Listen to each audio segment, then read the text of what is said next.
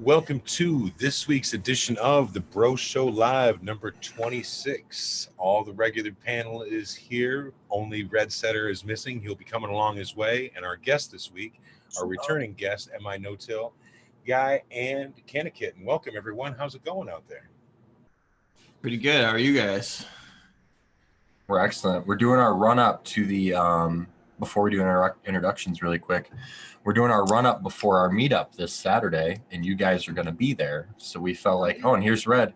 Felt like we'd get everyone together so we can talk about that a little bit, maybe make everyone a little bit jealous they can't be there, and then, entertain ourselves accordingly. So let's go around the horn really quick. Abolished Farms, you guys are first. Abolished Farms. You can find me on most platforms. Having a great week. We did some touring of a very good facility and working on quite a few special projects for you guys. I don't want to let too much out, and special projects for all of you at our get together. Hi everyone, Miss Cantaloupe here. You can find me on Instagram at Miss Cantaloupe.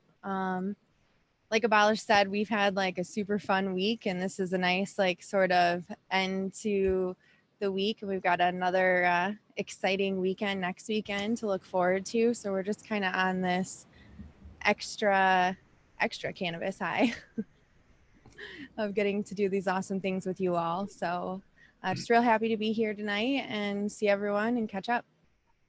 I couldn't agree with you more about that, Miss C. I've taken 3 vacation days off of work for the show because of these two things, so I'm really excited. Thank you, guys. Eagle, you're next. Uh-oh, Eagle's face froze. Eagle, are you there, friend? Hey, I'm here. Eagle Gardens, you can find me here every Sunday at 9 o'clock. You can find me on YouTube and Instagram. Super stoked to be here and to talk with you all this week. And even more so happy I got missed by that big old snowstorm or down torrential rain, depending where you were at. But hell yeah, great Sunday. Happy to be here. Thanks for joining us again. Old man, how are you doing? Doing all right. Sunday night, fired up a joint of Abolished OG. Loving that. Always gets me in the mood. It's been a long week for me, but I'm excited to be here. Excited for next Saturday. It's going to be a party to mark the ages. You know what I'm saying? So I'm looking forward to it. Glad to be here.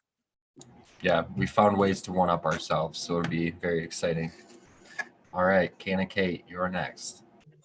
So far, I've asked 3 people while they were drinking something. You can find me here or on Instagram at the Canna Kate, or struggling to figure out Doobie now. I had a super good week too. I was happy I didn't lose power and fuck up like a hash run. And I'm excited to be here this week since I missed last week for a work party. So Thank you for being here. Spartan, what's up, man? Hey, what's up, guys? I'm just super high from the first show already. I ate a cookie and a half, which was maybe a mistake, and then I kept smoking. But I'm gonna power through and see what I can do here. It's all right, man. You can relax. I don't know if he even shouted himself out. That's Spartan Grown on Instagram. You can find him there. Mitten Canico. That's the facility that we had walked through. Abolished and Missy talked about that a little bit. Super cool experience. You get to see Spartan on camera, I'm sure. He looked really good in his shiny sunglasses. Hey, I wanted to, this reminds me of my hat. This is the hat from Extract Craft. Today's the first day I used the Ito or whatever it's called. And so far the thing is badass. It's loud as fuck, but it's like, let me see, a regular quart mason jar would usually take me about a week to run in the old machine, just at the pace that I could do it at. This machine, I could run twice that in one run. So it's like, this is going to be sweet. I'll be able to run through so much projects so fast that I don't have to devote my life to making the RSO. Yeah, I know it's a pretty pricey piece, but I would say you seem pretty happy with it now. Well, yeah, let me get through the run and see what the final product's like. But yeah, I really like it so far. Sweet. All right, Red, you're up. Thank you for joining us. You weren't even late, man. Maybe late by 1 minute. I think my screen was up. I don't think I was here right yet. But anyways, I'm Red Setter Farm. How's my audio? I didn't get a chance to do a Perfect. check. Excellent, everybody. Thanks for joining in. Sunday night, you can find me here live. You can also find me on my YouTube channel, Red Setter Farm, and on Instagram. I just got out of the garden and rushed home to jump on, so I am ready to roll one up and fire up some grow talk. Let's get it, guys, gals. Thanks, Red. So we'll go to Am I No-Till Guy and Canna Kitten. They're our guests today. I wanted to do them last. I figure we'll do Scobo last, I guess. But welcome to the show, guys. Again, glad to have you come on the run up to the party. Thank you. As he said, I'm MI No-Till Guy. It's MI_No-Till Guy on Instagram. I'm also on YouTube on our new channel called Michiglabs. I'm Canna Kitten, and you can find me on YouTube, like you said, at Michiglabs. I also have a Doobie account, which I'm just messing around with, and Canna Kitten on there too.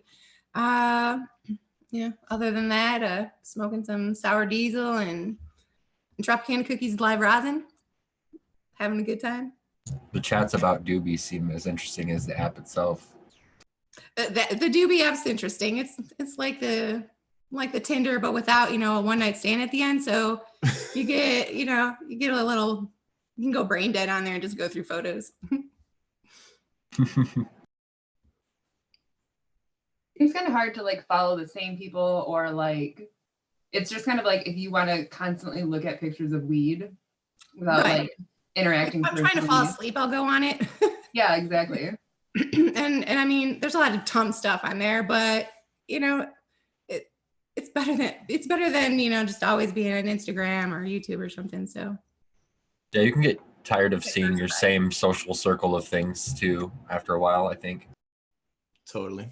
The pro tip on that is to figure out a couple of hashtags that you really dig that are on some kind of process on growing that you like, and follow it, and you'll find new fucking people that way. I don't really know if you can follow hashtags though on there. You can hashtag pictures and stuff, but I don't know if it like generates posts for you to see based on hashtags that you like, or if it's totally random. Sometimes I'll get like 4 people's pictures in the row. But I think that Doobie's reach is interesting because I think it might be more of like the closet smokers, because lots of people like on Instagram, you see like big fat blunts and stuff. And on Doobie, it's lots of people like sneaking a tiny joint on their porch. So that's kind of cool to see in the sense of like, it's just a different type of user, I think, than you see on Instagram all the time. Or it's lots of people like posting their open blasting and stuff, which I mean, coming from a state where you're like, oh God, we're all medical. I think that it's kind of like shocking sometimes to see like, I don't want to say where people are at with it, but just, it's like, for a second, you're like, oh my God, they're open blasting. But then you're like, oh, they're in like a red state where they probably don't have access to any sort of concentrate. So that's probably super exciting for them in the sense, like, or in the same way it was for me 5 years ago. I think I like that for the same reason. It's like less commercialized, and it's not a bunch of these people who are, hawking some junk that they don't even really use, but somebody gave it to them and they're like getting free shit. So they're like, hey, check out what I'm hawking today on my Instagram or whatever. I'm sponsored, and there's just like less ads, and like I don't see any of that stuff. And it really is just, your everyday person at home kind of doing weird shit and post some of it. So you see some poop soup and, you can put that shit out, or you see some, dang bud and just pass that on. So it's kind of an interesting concept. Yeah, and there's still some, like there was like a chick today that posted, it was like a screenshot of her Pornhub page.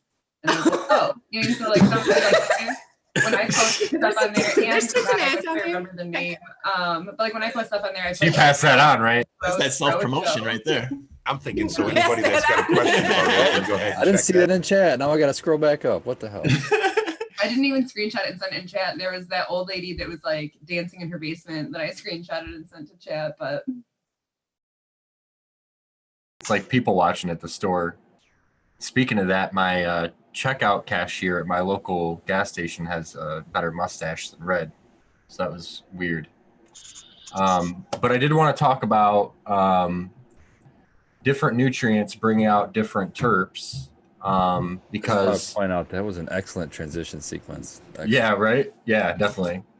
I did want to point out though, the different nutrients bring out different terps because Red talked about this when I was switching to Jax, and I actually experienced it so far in the crescendo, how it smells and tastes a lot more like the Chem D that's in it, and it didn't before. So have you guys tried or ever changed different nutrients, like with a strain you've grown for a long time and experienced the changes in that strain? I have for sure. Yep. I like playing with these pre-mixed soils a lot. So I'll, you know, wait until I haven't tried about 3 or 4 and I see them at the shop and I'll grab a couple bags. I grew a Spartan glue with a different soil and it got a real peppery terpene come out that I'd never really gotten before. So that was really interesting. What I've noticed when I've ran other hydro lines specifically is a similar taste amongst different cultivars, like far different phenotypes, like an Agent Orange versus a like Chernobyl, for example, would have just like this underlying, like where one's orange and the other's like, you know, lemon lime. Maybe they're both citrus, but the same. There's like this underlying, not really cannabis flavor that's kind of happening. I'm not too sure. Possibly, yeah. When I switched over to Jax, that definitely went away. Also, what I'm noticing is my outdoor.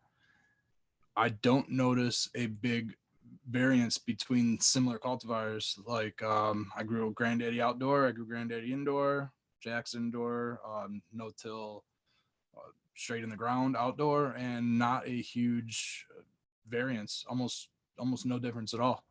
So a little different. That's actually really interesting. Yeah, that it kind of replicates it really well.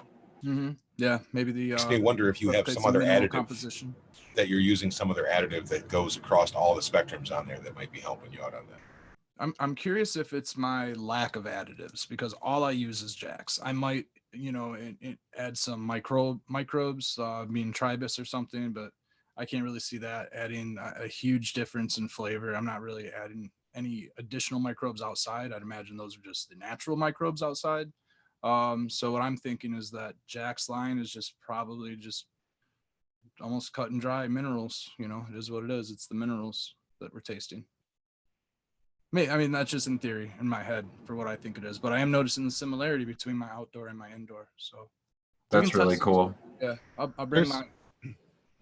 Go ahead. There's definitely a change in taste depending on what you're feeding the plant or what it's in. I've noticed that over the years with my OG and just different mediums and styles, and like most recently with the test that I did with just a base build, adding Bad Bunny and then adding fish shit and 3 different plants with OG, I could tell different terp tastes, and I'm pretty sure I got a little bit of that to you guys too. I don't know if you remember that or not, but it did taste a little bit different.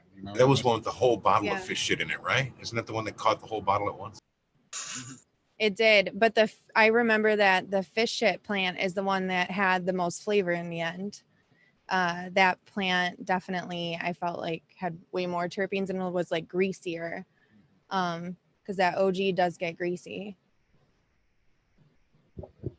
I experienced what Red was saying when I ran Botanicare nutrients. All of my buds, no matter what the strain was, kind of tasted the same.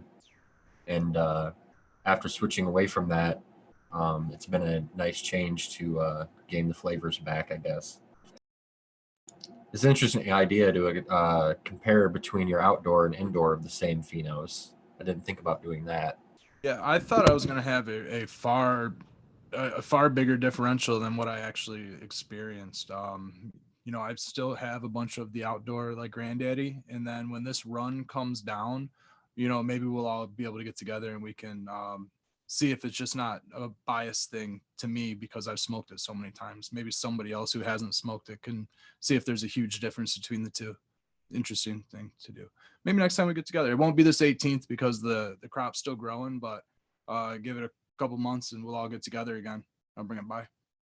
So you guys think like depending on which one you're using, adding too much of something might be making it taste bad, or maybe a lack of something like in a nutrient line, like just a little bit of sulfur. I think it goes both ways. And I've even seen it happen in organics too. Like if you use too much fish shit, your buds will taste like fish, you know, or they'll have that fish smell to them. Or in salts, you can obviously way overdo salts. Everybody's had that once or twice before. Guanos. Yeah. Remember back in the day when people used to use guanos? Yeah, you can, too much of one nutrient can lock out the other nutrients. So then you run into multiple deficiencies, and you start chasing your tail trying to figure out what the hell the problem is. So yeah. And my no-till guy is over there nodding sagely like he knows what's up. I don't know. I wonder if I don't know if the sources is important as getting it in the right ratios and stuff. I think, the genetics are kind of responsible for the taste and everything. But like, if you're missing, right, if you're not getting enough magnesium or enough phosphorus or something like that, that's maybe where the taste is changing. That's just my theory. I don't really know, but it would explain why things taste similar. Because I've noticed that too. I mean, hydro bud doesn't really taste much different if it's done right than, an organic bud, I've tasted some really great hydro that you would never know was hydro unless they told you, so if done right, it's just every bit as good as organic. Yeah, like I said, I think that goes for both medias, or all medias. You can really do it wrong or you can really do it right if you got your system dialed in. Well, and I want to go back to one thing. Red, you said that you didn't know if adding microbes would increase terpenes, but it's my understanding that like terpenes are one of the ways that plants can communicate with microbials and whatever else, so they produce terpenes in response to microbes being present on the plant in a way to communicate back with them. So I think that adding microbes to, even if it's like a every once in a while thing, would be beneficial in the sense that you're then conveying to the plant to produce some of these terpenes to communicate with the microbes. You know what I mean? Yeah, I totally agree with you. I was saying that if whether or not it would change the like terpene profile, not You mean not make it different increase than it normally would be? Yeah, change you from like a berry fruit to a cherry fruit, if you will. Possibly because, say, like your plant's root system couldn't get to something it wanted and it was asking for it, then the microbes or the bacteria would bring it to it. So then you could get those extra flavors. Or even fungi, for example, they'll attach right onto the end of a root and extend its reach, twice as far. So Fungal hyphae? Yeah, exactly. While we're talking about terpenes and stuff, I'm not sure who brought it up in our chat, but we wanted to talk about perps. So got these guys just made purple hash, which is really cool. But there was some other reason why we wanted to talk about perps too. Red grows a bunch of perps. He's missing a lighter, so he's walking off. But I just grew a purple strain. I don't know that it's going to wash purple or anything like that. That was really cool. What's everyone's opinion on purple strains, or why, or where it comes from? My opinion on them is generally they've usually been pretty like Mellow. Yeah, mellow, not very potent necessarily. Yeah, I think they have a reputation for that for sure. And the strains that vary between purple and green, it's like the green ones are always more potent varieties. Mm-hmm. Seems that way, yeah. Personally, with the Tropicana cookies, we have a really great regular called Pheno, and we have a purple Pheno. I do not like the regular Pheno, honestly. It's too much for me, and it doesn't take my anxiety away at all. So it's just like, it's not fun for me. The purple one's much more mellow. I can smoke that, no problem. I do find though, if I were to smoke a bowl of the purple stuff versus smoking a joint, I'm like barely high on a bowl. So I got to do a whole joint and then I'll be good. One thing I noticed today, we washed two different plants. We washed the one Tropicana cookies cut that was like my favorite, which was like a green and purple one. And then we washed the all purple, the really dark purple one we had. And the dark purple, the green and purple one was much stankier. Like the whole garage just reeked, you could smell the terps coming out, but the purple one, not really much, So that was one thing I noticed today. It did do an extra wash though. Yeah. There's another thing we did, 2 different ones today, and the purple one had 4 washes before it was, completely done. And then the other one was 3, which is pretty common amongst most of the Yeah, last few plants strains done. we've done have all been about 3-4 washes kind of thing. Yeah, I mean, Cool. That's really interesting input on all of that stuff.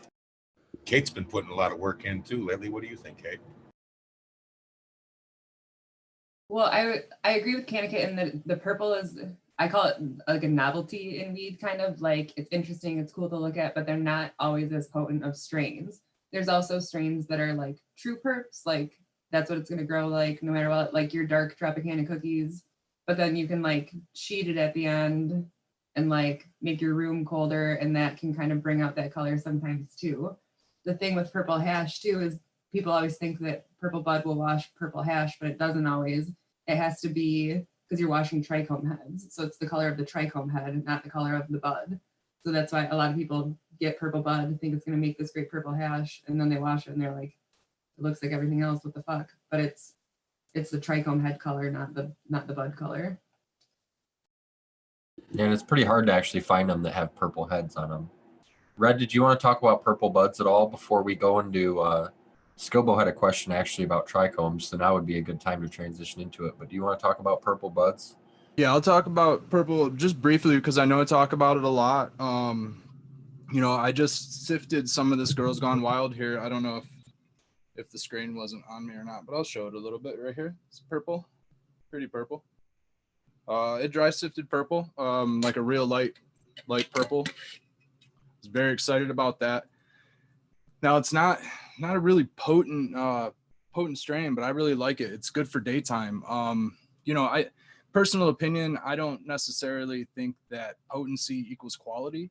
I think that there's a lot of factors that go into quality. And like Canna Kitten was saying that, sometimes super potent weed doesn't help her anxiety and things like that. And I think that there's a nuance of the strains for everybody, and that's including lower THC, maybe more full-bodied, effective weed type things, which sometimes I get out of these purples. This Girls Gone Wild, I haven't gotten it tested for potency, but I'm going to guess off of the fact that it's less than 20%. I'll have to get it tested here in the next one of these next runs and really figure that out. But I've seen from other purple strains that seems to be the average. Is it's hard to get them up above 20%. But like I said, that little bit of a nuance in potency, that lack of potency, I should say, could be incredibly beneficial and medicinal for a lot of people. Or sometimes the terpene profile that adds on with even that little bit of THC or whatever's going on in it can really blast you off too. The Granddaddy Purple doesn't get high in THC, and that one can tend to be a mind fuck for some people. So, that's one of the reasons I like cannabis. It's never the same, it's hit and miss. But I love green cannabis. Don't get me wrong. You get really high, good and high off good green cannabis, get you through the day. But like a good purple haze is almost better for daytime for me sometimes. I was thinking that the purple one would be really good for somebody who is just getting into cannabis. I mean, someone who's been interested in it, now that it's legal, they're totally cool with doing it, and their tolerance level is super, super low. So one hit's going to be it. I think this would be probably something good for them to try because it'll get you high, but you can pace yourself a little bit easier, I think. Rather than jumping into some nice Tropicana Cookies live rosin, not being purple, might be a little too heady for you. A good experience too. I was just talking with another old smoker today about how maybe 1-to-1s would be better for them than just trying to smoke any high THC strain these days, because jumping back into it after 20 years, it might be pretty tough to grab something that's 25% or 30%. It's funny when I did not partake in cannabis at all for about 15 years, right? And when I did again, I went to a dispensary. I was like, give me I think my specific words were the shittiest weed you've got or something like that. I was not trying to get super high. I was trying to get some pain relief. And so I got some, I think it was purple Urkel or something. And I got super, super high. It was still too much. It was crazy. But that went away pretty quickly. And, you know, you get used to it and learn how to manage your medications a little bit better over time. Yeah, it can kind of stink sometimes that the market almost dictates what most of us kind of grow or what we keep growing, and maybe mass quantities and things like that. Now, a lot of us will keep that little bit growing for ourselves. Like the Girls Gone Wild, the Rosaberry, you know, Rosaberry is my 1-to-1. I can't grow that in bulk for my patients. They don't want it. You know, it's not something that's market driven. It's something that's consumer. You know, it's a very small niche of people that like that type of a, I don't know, low cannabinoid like type of a high. I enjoy it sometimes, and I'm someone who's been smoking weed for 20 years, so I believe that I have a tolerance just like anybody else. But I enjoy those low cannabinoid profile strains, and sometimes they're fun to grow. Sometimes purples just add that extra little pop visual stimulation. You know, as a grower, like I talk about a lot, just being in the garden is very therapeutic, and sometimes visually what you see in the garden is also part of that therapy, which I really like. Speaking of 1-to-1, Spartan and I are looking together from something that we got from Eagle, which is the Blueberry Quintessa, which is a 1-to-1. And I'm looking at it specifically as medicine. And the fact that it's going to have that blueberry, you know, hopefully the terp comes through, that's just an added bonus, kind of like some sugar on top of your cereal that's already sugar coated. But, you know, I'm interested in that. But I realize, you know, and Spartan does too, that there's not everybody that wants that shit. What do you think, man? I just want to say, you know, I'm all for the damn purple strains. I don't know what the hell all these people are talking about around me.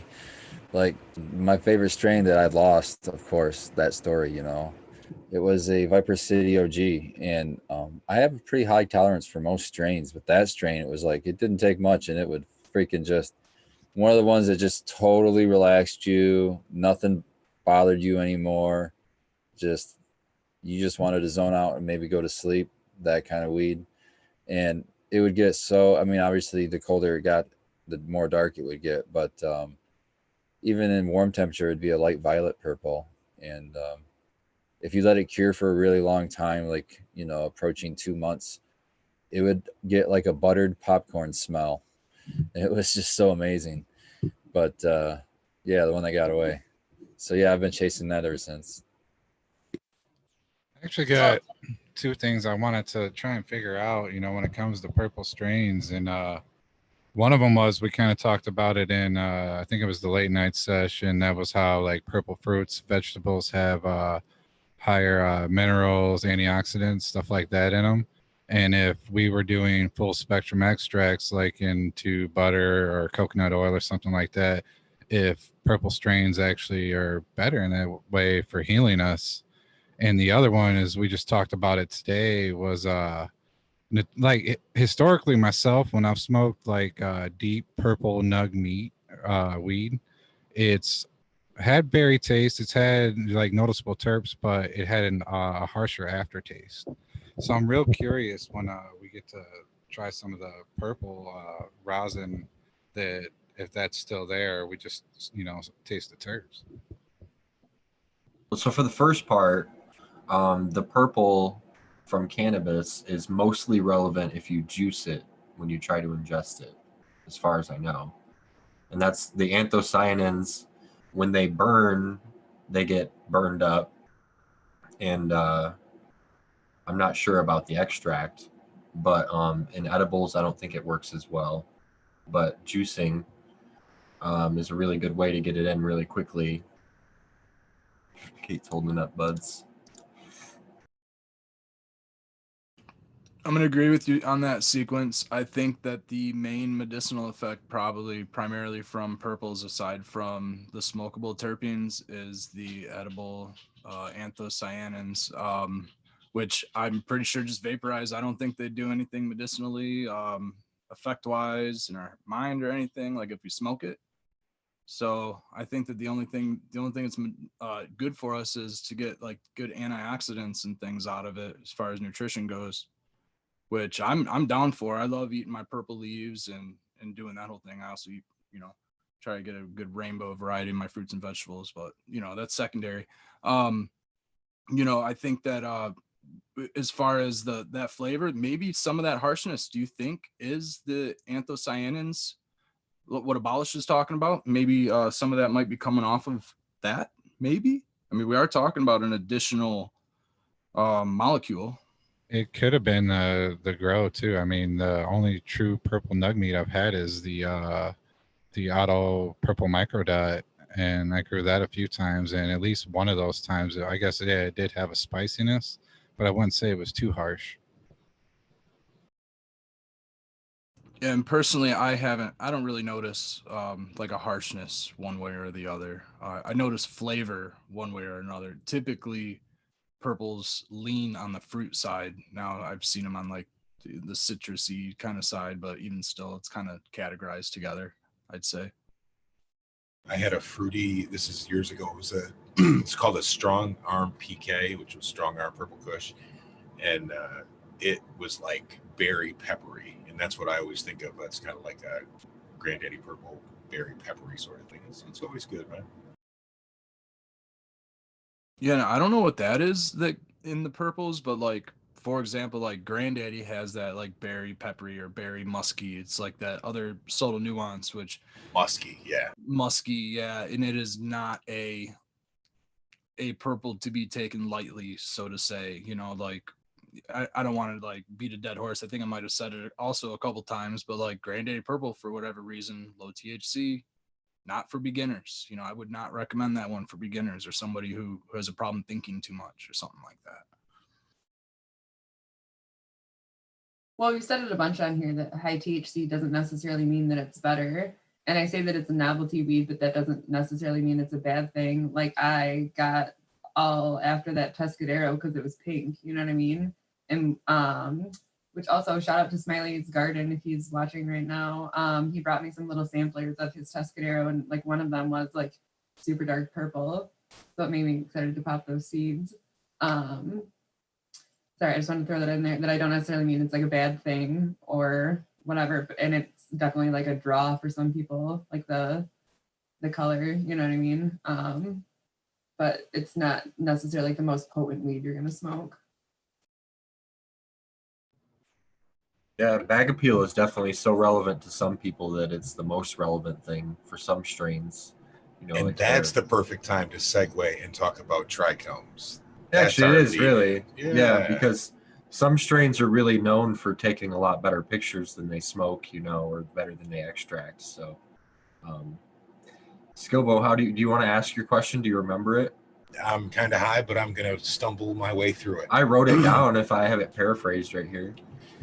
Okay, basically what I was saying is if I'm a novice grower and I'm starting to get to the point where I'm not killing plants and I'm able to bring them all the way to harvest, and I want to take it to the next level, how do I increase trichomes? Is there something I can add to it? Is there some kind of light spectrum? Is it strictly because I'm not running air conditioning? Is it stress? What could it be? How do I make a better bud? And it's kind of a rookie question, but I think it's one that a lot of people are going to have a lot of input on that. I'm going to give you the answer you expected, and it's CalMag. Oh, we have the best meme for that. We have the guy from Ancient Aliens, Giorgio Tsoukalos, and underneath it, I took one that just says CalMag, and I love to hit him with it from time to time. It's good because I use Jax, so I don't even use CalMag anymore, but I'm keeping that joke forever. I would guess, if I had to just guess, because it's such a broad thing, you know, it depends on a lot of things, but it's a lot of the times it's something environmental. Get your environmental on point. And one of the really common things, and I'm one of those people I've yet to get, but I need to get something to monitor my environment, monitor it, so that I can tell if it's on point when I'm not here to check it. I think one of the like few things that's been like proven scientifically to work to increase trichomes and stuff is UVB light. And then obviously I think keeping your temperatures down helps a bit. Humidity. So, you know, like you said, having your environment in check. But yeah, something that you can add would be UVB light. I got a simple one. don't touch the buds. Don't be rough with it.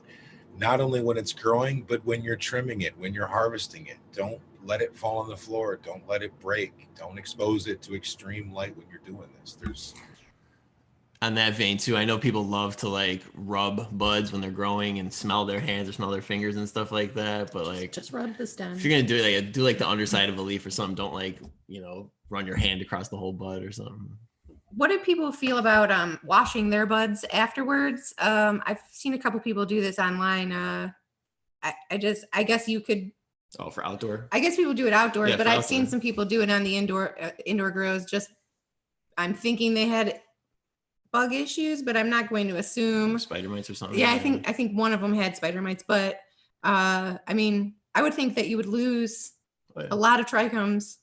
I would think so, yeah, but I've heard people say that their argument is that you would wash everything that you get from the store, right? So all of your produce and stuff. So why wouldn't you wash your buds? Because like broccoli doesn't have trichomes on it that are going to break off. I wash my vegetables because they might spray, Pesticides, and somebody might have wiped their ass and then touched some broccoli. I definitely don't spray that on my herb, and I'm not really buying it. Right? Yeah, exactly. I think more what they're doing is dipping them. I'm not sure they're like aggressively washing. I think they, it's usually like clip a branch, dip it into a 5-gallon bucket, and then into a clean bucket, and then another clean bucket, then you hang it up or something. There's usually some sort of system, but it's. I think. But I mean, water is still a solvent, and it's depending on the temperature of the water. I mean, I think as long as you're not really like aggressively moving it in there, so just gently dunk it and kind of rinse whatever off. I think that's probably okay. But I've never done it. I'm not judging. So I can't imagine the bud would be in the same condition it was before you did that afterwards. Yeah, there's no way it's going to be better, Right. It'd be cleaner, but you're going to not lose some trichomes no matter what. But their whole thought on it is losing like 1 or 2% of your trichomes, or even 5, and increasing the quality of getting any kind of like nasty shit off there. Right. If it had like mite shit all over it or something like that, maybe I mean, a good rinse. Sometimes you got to let things go, though. I mean, if it's got mite shit all over it, I don't know. It depends, I guess, right? I think the washing will clean up from a couple other things from just pests. I think there's a couple fungals, maybe even powdery mildew. Don't quote me on that. But I think it might help if you have like maybe some on stages or something right towards the end there, like it usually happens here in Michigan. Sorry, go ahead. I can see if we're like you said, like thrashing it around in the water and things like that, but I don't think that we lose a lot of trichomes during a good rain, just like a steady rain or something like that. I don't think we're getting a wash of our trichomes, and I think that really what's going on is there's some solvent aside from the water. There's usually H2O2 or something else inside the water that's reacting and cleaning and killing. And so you're not using the water as an abrasive, but rather using the dunk as a sterilizing mechanism. That's a good point. Good point. There's one more thing I wanted to circle back on with this is I wanted to bring up tricantanol as it relates to trichomes and everything else. Does anyone have an opinion on that? That's the PGR, right? The natural PGR that's like in kelp and stuff. It's in alfalfa is the one I know, but it makes the plants like you said, a PGR. It just branches out. I don't know what effect it has, if any, on trichomes. I don't know. Yeah, as far as I know, that's more for vegetative growth, but I don't know a lot about PGRs in general. But I want to circle back. Water is not a solvent of trichomes. Unless you're worried about breaking your trichomes off with the water action, they're not going to like melt into the water. That's why bubble hash works. So there is a process called water curing. People will actually soak their harvest right in water in the refrigerator. I'm interested in it because I know that chlorophyll, and even at cold temperatures, can be pulled out of the plant through water. So it makes me think it would result in a really smooth smoke. I was just thinking in my head, in combination with the My Herbs Now dryer, you do your water curing for X amount of time. You have to, what it is you like fill up a jar full of water and bud, and you just keep replacing the water. But anyhow, after that process is done, when the water is finally clear, you test it with a TDS meter. Then you discard the water, and then you're supposed to dry your buds. But hey, if you had the Myers Now dryer, you just toss them right into that. And then what? A couple of days maybe that you got a dry herb, and I'm bringing it you should be one, super smooth. Spartan. I want to see this. We need to see this. It's just something I was high thinking about. So I don't know, something I might run this year. Well, and back to the washing too, Spartan, you brought up a good point that it's like not necessarily a solvent. So I was thinking it would probably be very temperature dependent, because when you are making bubble hash, you get the water cold enough so that it freezes the trichome stalk and head and then snaps off. Otherwise, I do think that they're pretty elastic. Like, you know what I mean? So I think if you were using a water that wasn't super cold, it probably wouldn't encourage them to break off as easily as if you were using water that was ice cold or thrashing around. Be a pretty easy thing to test, right? You just wash some bud and then don't wash some bud and then take them both to PSI. Well, See yeah. if one. And what made me really think about this is it's one of the processes I use in my edibles. You know, I do a water soak for 24 hours to pull a lot of that chlorophyll out, and I don't lose potency. So I know for sure that the water is not pulling those. Or I mean, if it is, it's very little. You know what I mean? Not something that I can noticeably see or detect. So I think it's worth the upgrade and improvement. And that's why, you know, my cookies, I can't really taste anything in it other than it tastes like a cookie, because I have a real sensitive taste for it. And if it's really one of those real strong weed brownies or something, it'll make me gag. So because of that kind of experience, it made me think, well, hey, maybe it's worth something when I learned about this water. And I guess it's really old tech. It's just something I just recently heard about. I'd like to double back a little bit here and try to answer Skillbow's question, at least in my opinion.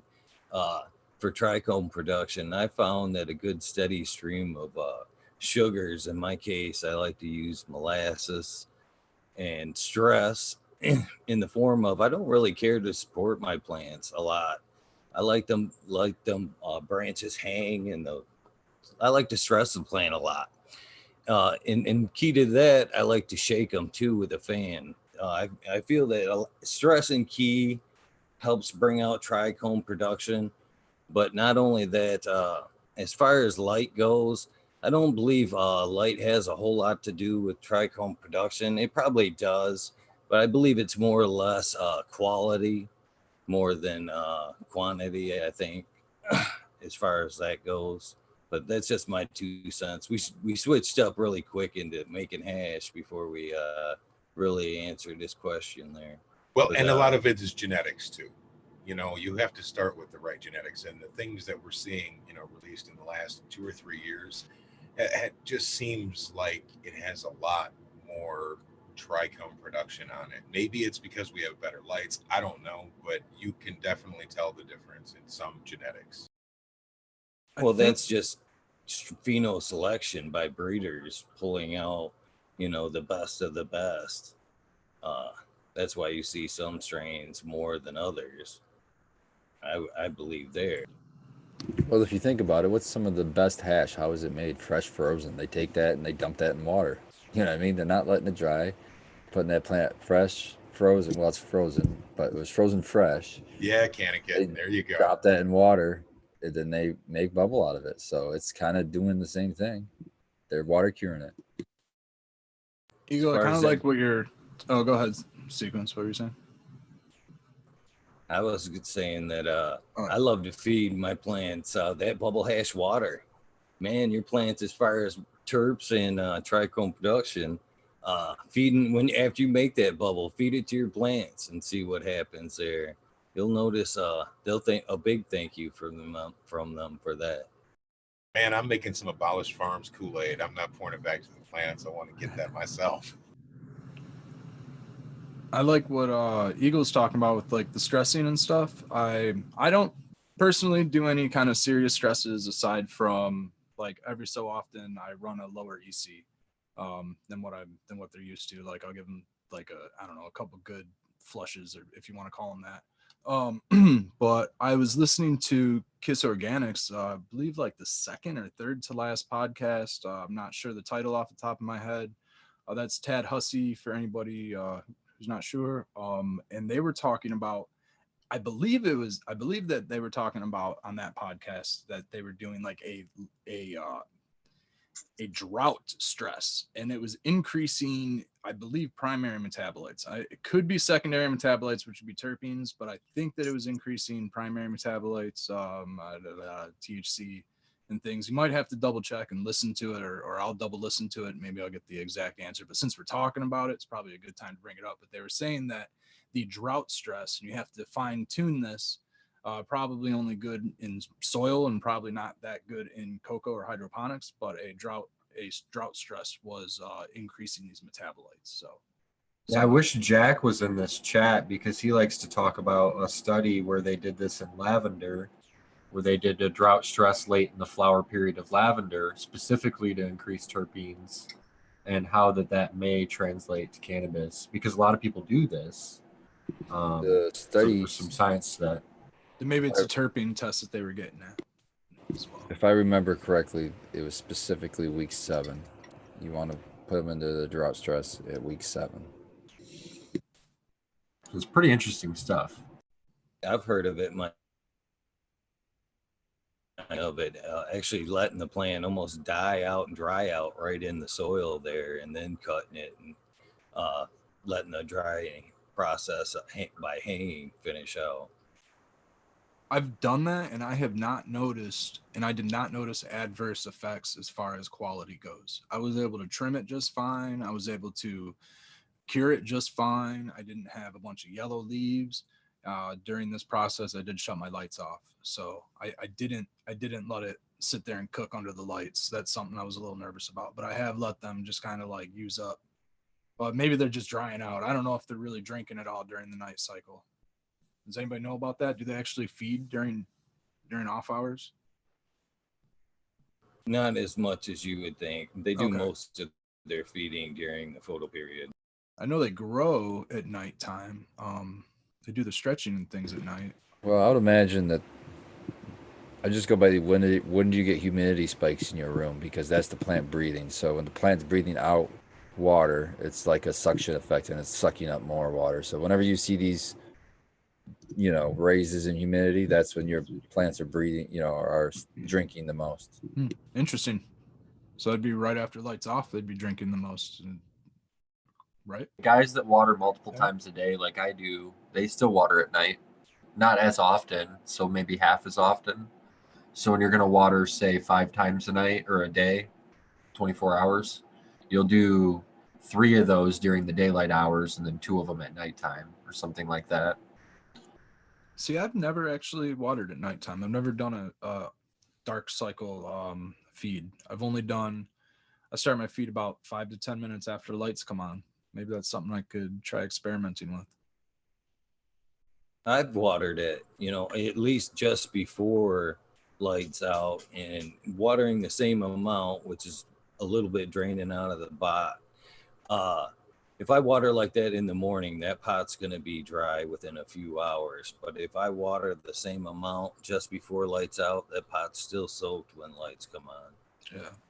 Yeah, I've noticed that too. That's why I didn't, I choose not to include a fertigation cycle during that time. But I don't know. Just rolling the dice with the stress dice. I mean, sometimes it works out, sometimes it doesn't. I've seen very positive results from lack of water and even lack of nutrients sometimes, but I've never been able to lock down exactly when you should do that. Well, I've always used stress. I've been growing now for at least 15 years, and it's always treated me good. If I try to sneak around in that back corner there, you should see some big old girls, hopefully. And them girls are falling in on each other. Them buds are rock fucking hard. And that's the way I roll. And when I talk stress, I'm not necessarily talking dry stress, but like I said, I'm not supporting them.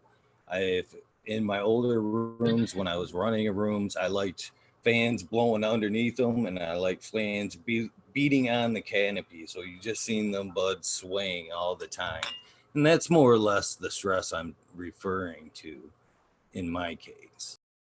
I do that too. Well, I know it's high stress training. I'll do that shit in flower all the way through to week 4 at the latest. But well, probably week 3. I don't like going much past that.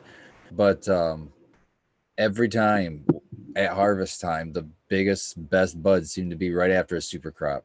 It just seems to be something in that plant says, okay, you didn't kill me. I'm just going to get stronger. And that part always seems to be the best. And I've heard people, I think it's Roster Jeff, he goes through and twists and snaps all his stems, every single one of them, to try to get, to get that He kind does of. it like every 4 inches. Yeah. So, I mean, there's got to be something to it. I just haven't been brave enough to try that. Well, if you look at, so the plant produces trichomes as a defense mechanism, you know what I mean? So the more positive stress that you can introduce, that's not going to be to the point that it's not harmful, you know what I mean? That's going to increase the plant's trichome production because it's defending itself from whatever you're introducing that, whether it's breaking the stalk or whipping it around with fans. Like, I don't pinch my buds, but I'm not gentle with my plants, you know what I mean? Like, I shake them around and shit because they're sturdy and I know that they can handle that because I've done a good job raising them, you know what I mean? So it's one of those things that you can stress them out a little bit and they like it, you know?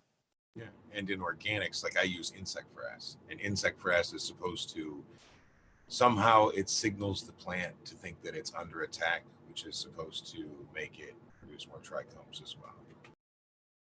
Yeah, it's I think it's like systemic immune response. Chitin. Yeah. This reminds me of, do you remember, it's the famous Kyle Gardner quote, the ultimate stress of not having a male. His theory that having a male in a room nearby could stimulate trichome production because the female can like sense it and essentially gets horny and what, you know what I mean, produces trichomes to try to, I don't know, attract a mate, I guess. My trichomes bring all the boys to the yard. Well, I would believe, Kate, what you're referring to, the stress of not having a male around, would be late in flower and them expressing their own bananas and trying to reproduce themselves. But that is the whole point of a trichome. It's there to be sticky, there to catch pollen. So, it is a benefit of the plant to get as many of those as possible. So if you give it everything it wants, it should be able to push them out, all over the place. Got to be in the genetics, though, for sure. There's some strains like glue isn't known to have a lot of trichomes on it necessarily, but it's just really sticky. Super turkey. Well, and there are also like 3 different types of trichomes. And I think that different plants grow different ratios of those 3 varieties. You know what I mean? So if you're, depending on what you're looking to do with that plant, like if you want a hash washer, I can't remember the names of the 3 trichomes, but you want the ones with the long stalks and the big heads.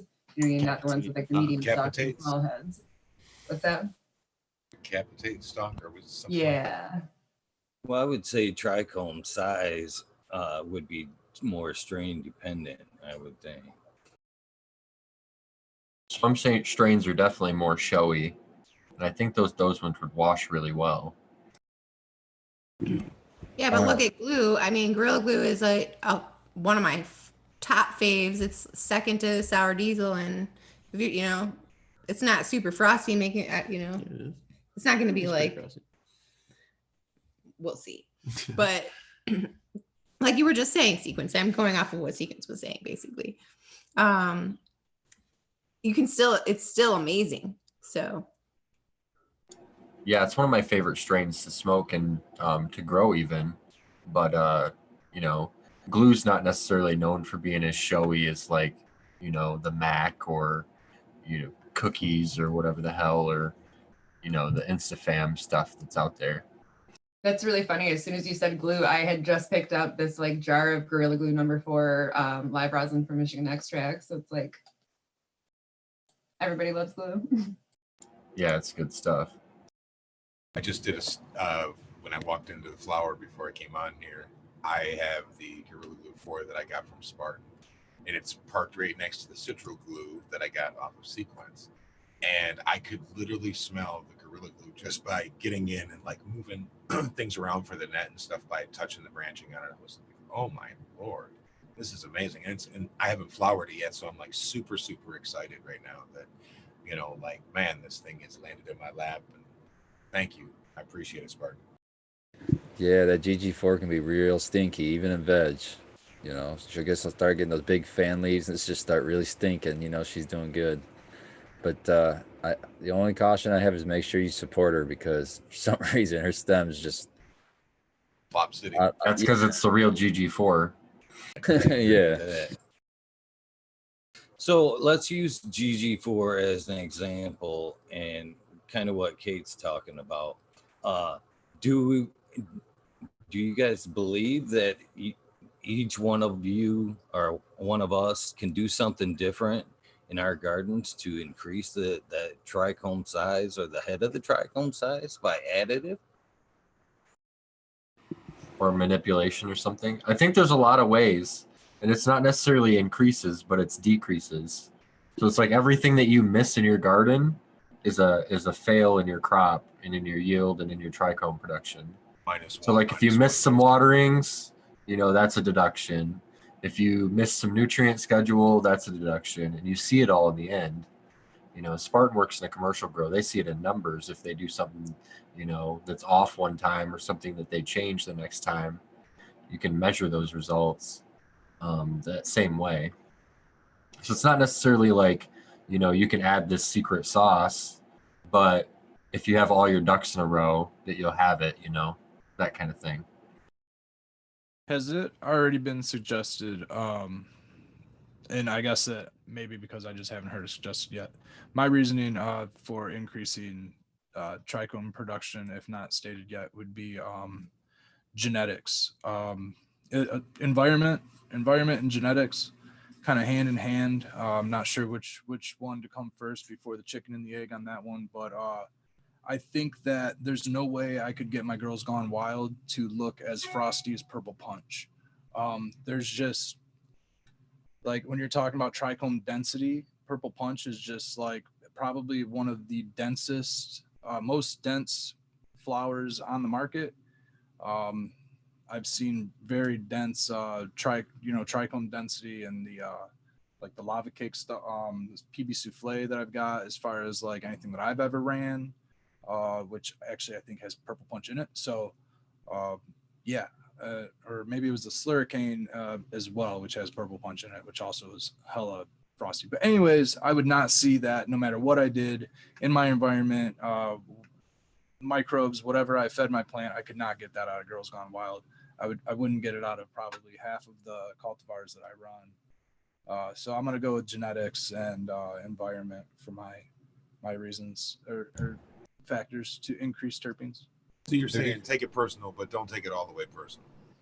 Have you guys ever seen, like, say, like a cultivar that you've been running a really long time?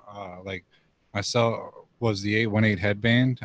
When I grew it smaller, the buds were a lot frostier and had a lot more flavor. And then when I grew it bigger, there was nothing wrong with it when I grew it to a regular size, but I noticed the micro grows of it tasted a lot better and had a lot more frost. Me myself.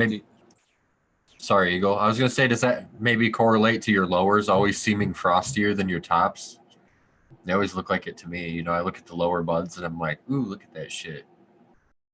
So I wanted to throw in a non-organic product for what I believe is more trichome density. I'm not claiming that I'm changing the size of the head of the trichome in any way, but I'm just saying the number of trichomes in the same area, like the density, like just more trichomes. And it's the gateway jug, and that's Winter Frost from New Millennium. I'm telling you, I don't know what the hell that shit is, but there's some secret sauce in there. So how non-organic is this? Like I said, I don't know what that shit is. You guys know I don't like any kind of bottles, and I've thought about using this stuff. I've heard so much about it. Like I'm really interested in what the hell it's doing at the end.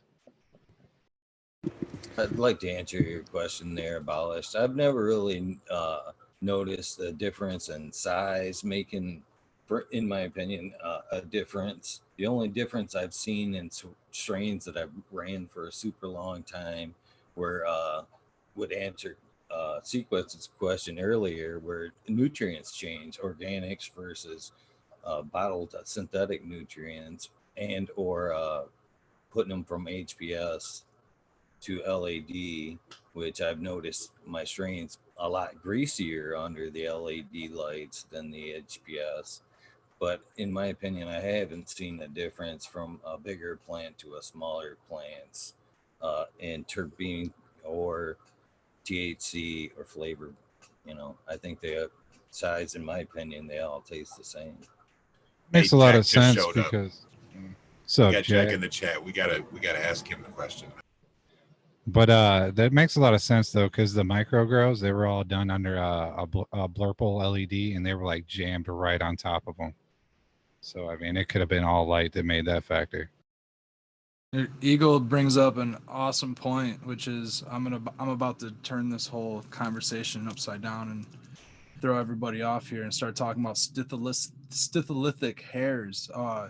Eagle said that his plants get more greasy, and that could be because it's increasing more stitholithic hairs, which according to DJ Short, those are what is kind of providing some of these other oils. Now think of a trichome without the head, in that it almost looks like a tiny little hair, and they're pretty much you have your trichomes sticking up, you have these little stitholithic hairs in between the trichomes.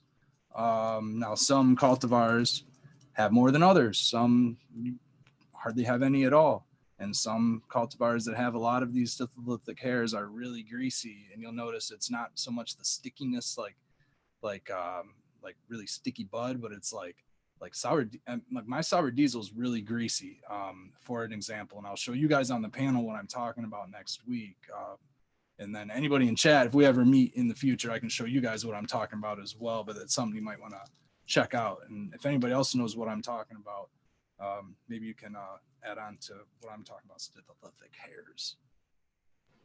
I met him over sour diesel, like legitimately.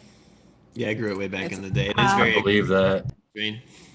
It's my number one, just like him. I'm getting ready to pop some sour diesel. It's my favorite you strain. guys.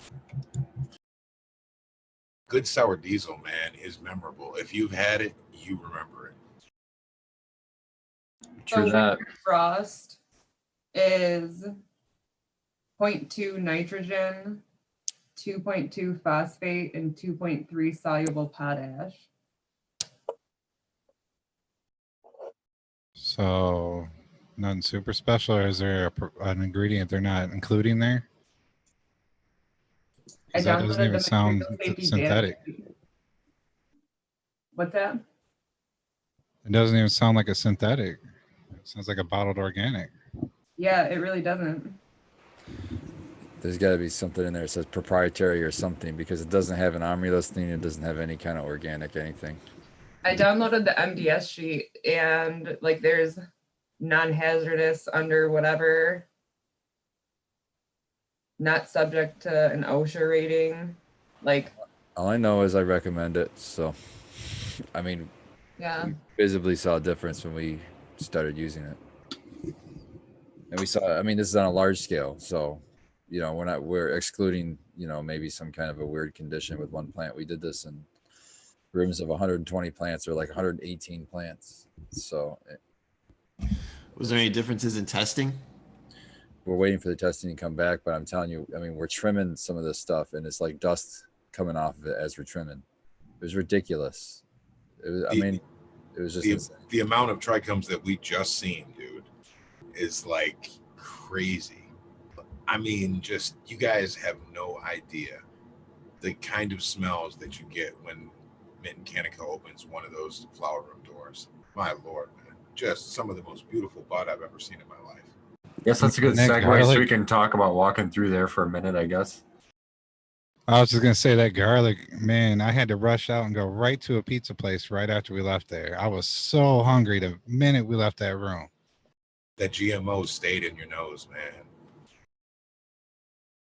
The Yeah. GMO was almost too garlicky for me. Like I said, it's the most garlic I've ever witnessed in a strain. And when I kid you not, the first time I smoked it in my bong, right?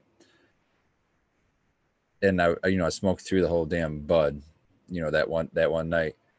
Switched the next day, and all I was getting garlic. It didn't matter what the hell I put in that bong. Everything was garlic. I had to like wash it like 4 or 5 times. I mean, that garlic is just like sticks to everything. That's a lingering terp. Matt was laughing about how much you complain about the GMO room at work when we were walking around. Oh, yeah, Because he was Spartan giving him hates this shit. room, and he was laughing at you. It's the tall guy's job to harvest, man. You're dealing with 3 nets worth of this giant monster that's like dwarfs me. So it's just like, the Skillbo probably knows what I'm talking about. Shit. You used to be in the tall guy, and you're looking up at these plants like this, and you're like, what in the hell? Oh yeah, I couldn't reach to the top of that one GMO. Yeah, they're that was like to the 8 left. foot off the floor, Yeah. 9 foot off the floor. At least I 8 was feet, but standing on a possibly not. ladder and I still couldn't see over the canopy. Man. Ooh-wee.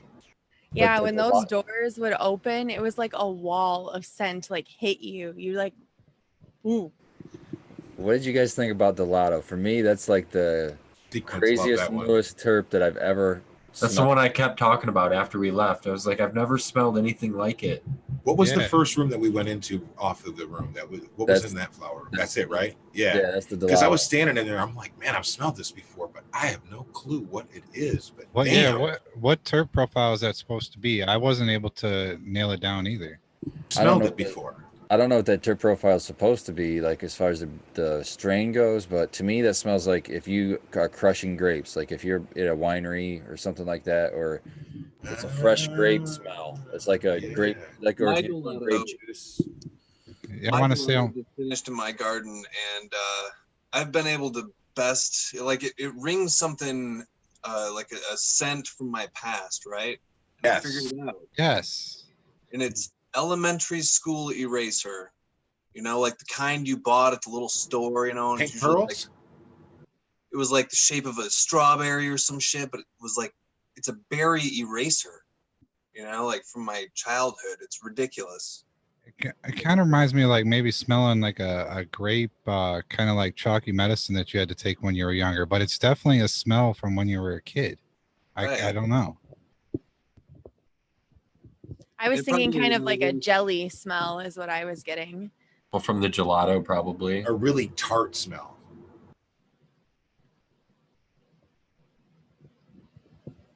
Yeah, Probably you doesn't guys make got any this- sense. I'm looking it up. I haven't found the terpenes yet. It's too bad we couldn't have got old man in there too, so we could have saw our old man room that had the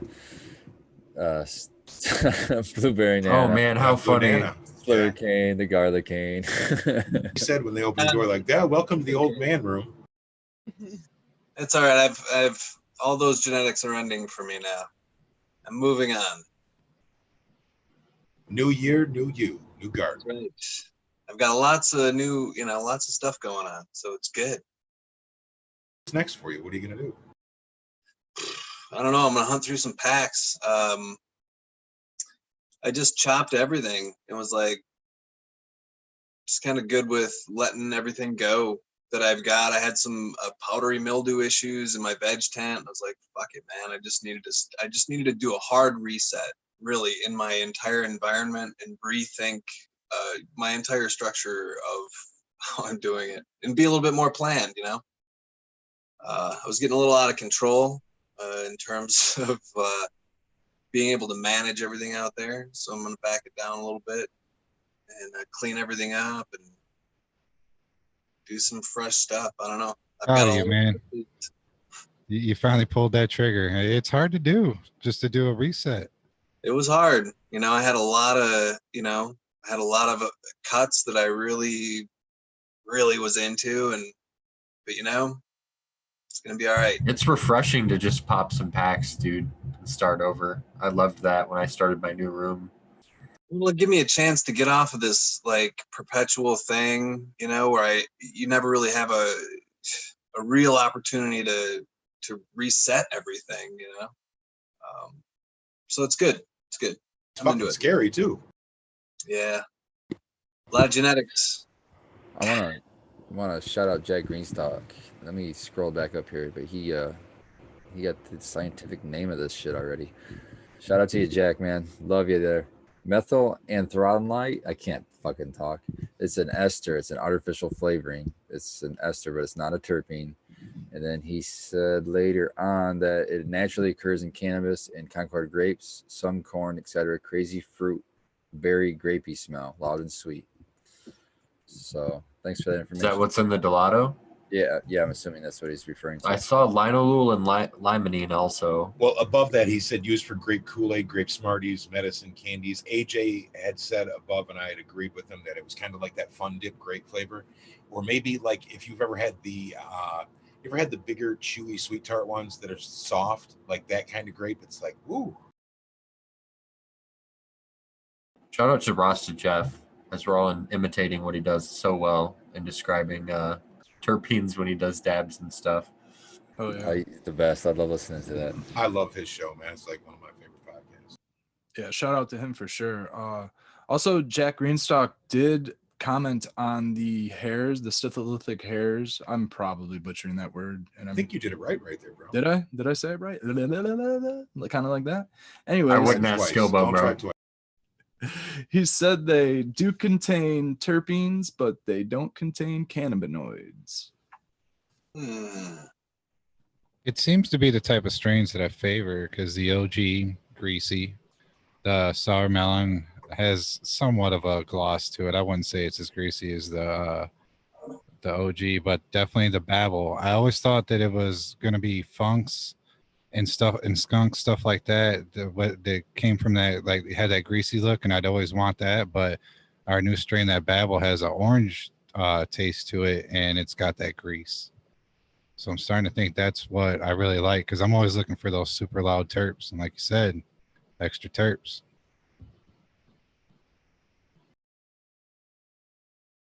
It's like greasy on the nitrile gloves. Yeah, that's what I'm searching for right now. I'm growing 16 different strains right now. I wrote those down the other day. And as I'm trimming them down, I'm just looking for unique terpenes, right? Whatever stands out from the pack, I guess. And that's the way. It's just the flavor because the yield doesn't matter that much. I have enough cards to cover my area. Shout out to you, though, for being able to do that much in such a small space. It's not like you have some gigantic thing going on. To try to really hold these 16 genetics, like, holy cow, man. Nice work. Speaking of your strains and grease sequence, your 3-cut of the citral glue, that had a mild grease to it. I think that's probably why I liked it. Hell yeah, I'm proud of you, Sequence.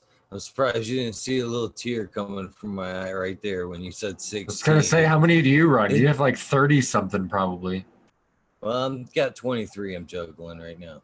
But you have multiple spaces too, though. Yeah.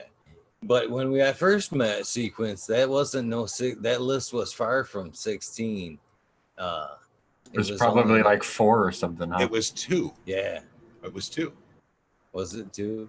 So I was originally drawing Skywalker OG and Blueberry Headband, right? Yep, that's what it was. 6 months later, look at you. God, how far you came. Metropolitan Library over there. It is nice to be able to flower out kind of whatever you feel like you might be interested in 2 months from now. You know, that's hard to guess, but you can use a holding pattern too, though. You know what I mean? Definitely. You don't have to flower everything. You can let it grow up to say 18, 24 inches. Once it gets too big, hard top that, man, and cut yourself a clone off that, reset it, and be on your way. Kill off that pot. That's kind of the plan right now, is to utilize an extended veg and then grow 9. I'm growing like 5 or 6 different things at a time on each side of the room, and I'm going to increase that to 9. So flowering or having 16 strains isn't a big deal, but I'm going to trim them down. I love that. I'm playing with that too, slamming more plants in the smaller space. I love that. It's so much easier to deal with, I think, to get that even full canopy. You saw, guys, I'm sure you guys seen some of my pictures. My canopy's stacked. I probably should get in there and defoliate, but I mean, whatever. I just let them fucking do their thing. Well, Did you turn the fan up? Yeah. I take a fucking advice from Jeff Lowenfels. I just get a brighter light and a fucking higher fan, and I'm good, right? There you go. Perfect. I just dropped my trellis net on my plants this week which thank you again to Sequence for coming to help me. And I haven't trellised in that room ever before, and I didn't really know how I wanted to do it. And like, God, was that stressful being like looking at how full it was, because I thought that I would have more space. You know what I mean? So like I'm in week 3 of flower, which I should have done it sooner than that anyway. But like I feel you, Spartan. It was just like plants fucking stuffed. And there's one that I like pulled out because I was like, it doesn't like there's not a spot in there that I can get it light.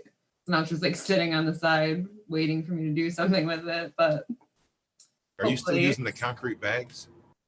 Me? Yeah, so I made like these fucking, I took kitty litter tubs, like the tall ones with the handle, and filled them with concrete, and then like the biggest size stake that they had at the grocery store. So like total it cost me like I think $10 for concrete and like $6 for the stakes or something. And then I have those on the 4 corners of my plants. I have like 1.5 feet around them where I can walk. And then all my lights are centered in my room. And then the tubs are just set like on the outside of the plant.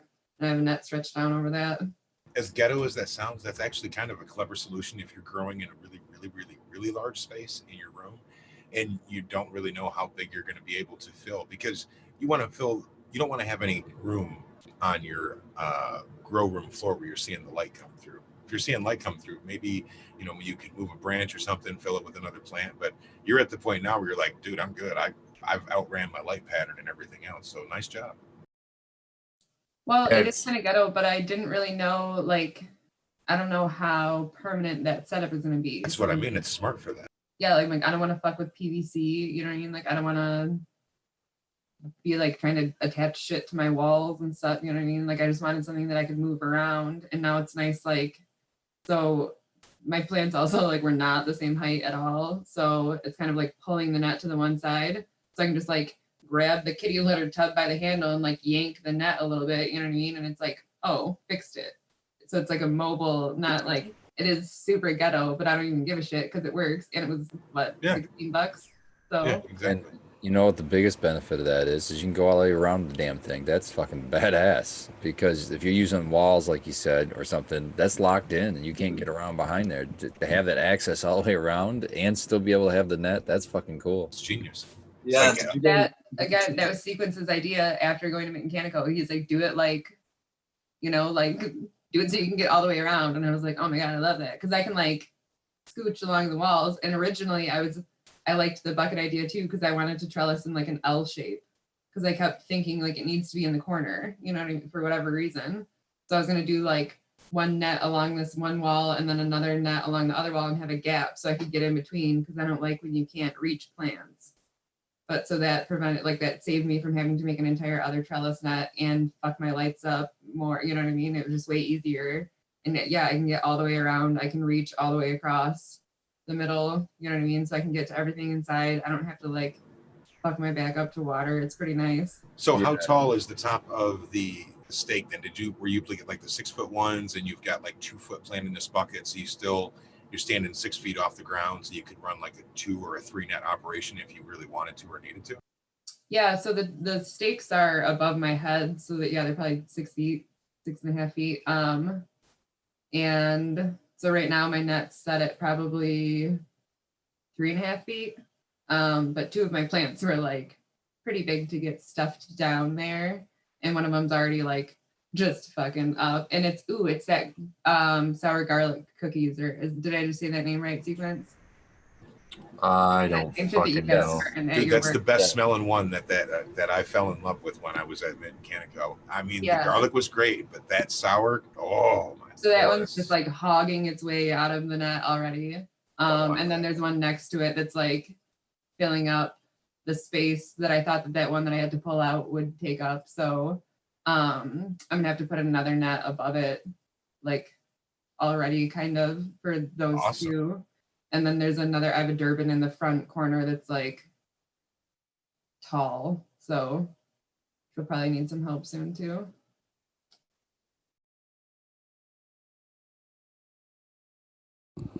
She says help, and everybody goes quiet.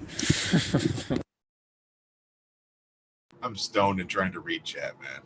I can't multitask too well right now. Chat's talking about lights right now. No, man.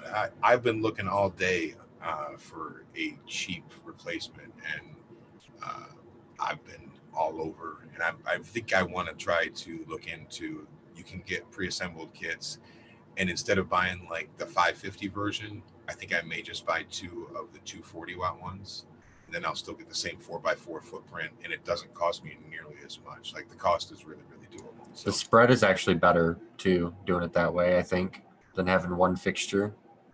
You just wondering about the amperage though. Would that make any difference whether it's on one board or two? It's going to draw the same thing. Are you using another driver? I don't know. They'll each have their own driver, but the amperage may be about the same. You can look that up though before you buy anything. Are you just looking for a Pedulite skill wall? No, I have I'll tell a quick story. So like in August, I bought a Nemi LED off of Instagram from this dude, and he was in Chicago. It was a really, really good price. And so I bought a 4K in it, and it's got the dimmable feature on it and everything else. And I really, really dig it. And I still don't have it cranked up all the way under any of my veg plants because this thing is a beast, right? My veg room is a 5x8. And I have like a mishmash of lights all over the place because I've never really had the budget to like redo my grow. So when I started doing this shit like way back in 2012, picked up $100 used 400 watt HPS with it didn't even have a hood. It was just the glass tube. You know what I mean? Like the borosilicate tube. And then I bought like another 400. So I have 2 of those things. And then I bought a 600. And I'm like, okay, cool. So that's actually what's in my flower room right now. And I want to replace it with the more modern LED with the better output for me. It's going to make sense for me from like an economical standpoint. And it's also going to be good because it's going to help me produce more medicine for myself. So I've really been looking into this, and that's why I'm stuck in chat. So I'm going to shut the fuck up and go back to chat. Producing more medicine for yourself is also economical because you don't find yourself shopping at the provisioning center, which I shared a story of a $50 eighth and a $50 gram there. It's much cheaper when you have friends like all of our friends, and you can, grow more plants, but get nice extracts from your friends or whatever, and not have to deal with those ridiculous problems.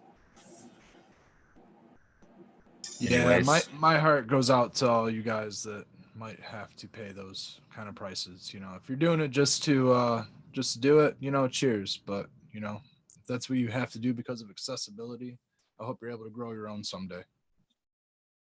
Totally. I almost just by choice went to a dispensary or a provisioning center the other day, but I called ahead of time and I said, do you have anything from Mitt and Canico there? And they were like, hold on. And like 10 minutes later, they got back on the phone and they said they didn't.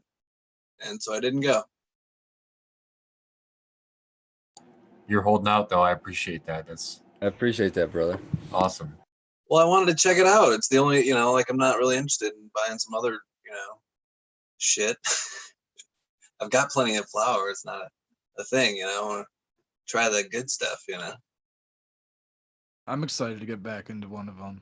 I'm waiting for the lines to go down a little bit. I'm sure that they're fine during the week and stuff, and I can get in because I'm a medical patient anyways. But Spartan, I've had that Han Solo burger. I'm gonna go right back to the Han Solo burger and just say how phenomenal that was, and I can't wait to try some other stuff. Was that the one with the test result, Spartan? Yeah, that one should be hitting the 31.6. I think that left this week or last week, whatever fucking week it is. It's just recently. It should be in the dispensaries right now. At 31.5% Han Solo burger number 7. Ooh, that's a test result, huh? The cross on that for anybody that's going to go searching for it so they can set their palate up right. Man, I don't remember who all got it all. I think it's GMO and something else crossed. I know it's a GMO cross for sure, but I would do a search on, I believe it's Harry Palms was the one doing that cross, and maybe he's got that information. I don't know off the top of my head what that cross is. Isn't Harry Palms the one that did that sour GMO cookies too? I think so. The GMO and Larry OG Oof. I'm excited from to just Skunk try House. GMO period. I still haven't tried like GMO. So when I go to dispensaries, I don't know, I'm kind of tossed off by most of the names. You know, most of the stuff kind of smells similar, if not the same. It kind of looks the same, depending on what, you know, provisioning centers you're going into. At least back in the day, it has been, you know, for a while. So aside from, you know, catching Mechanicos and some of these other, you know, I know a couple other good producers out there that are putting some good fire on the shelves. But aside from that, you know, I don't know what is in that behind that label, because so much stuff has just been called whatever the market wants it to be called. I know that happens, so I'm excited to know that you guys have that legit cut. That way, when I go into the dispensary, into the provisioning center, that I know that I'm getting that flavor profile. So when I, you know, if I ever run it or try to hunt it or something, I know what to look for myself. You know. You know what? I'll tell you. I had it first from Dab Smiths. Shout out to Dab Smiths. The GMO that he did, I got it in a concentrate from him, and the nose on it was just, I mean, ridiculous. I love it. Fell in love with it. So I'm like Toucan Sam. I can follow my nose. I can just recognize it. It's a very distinctive. You're not gonna get tricked on it. Nobody's gonna sell you like Banana OG and tell you it's GMO.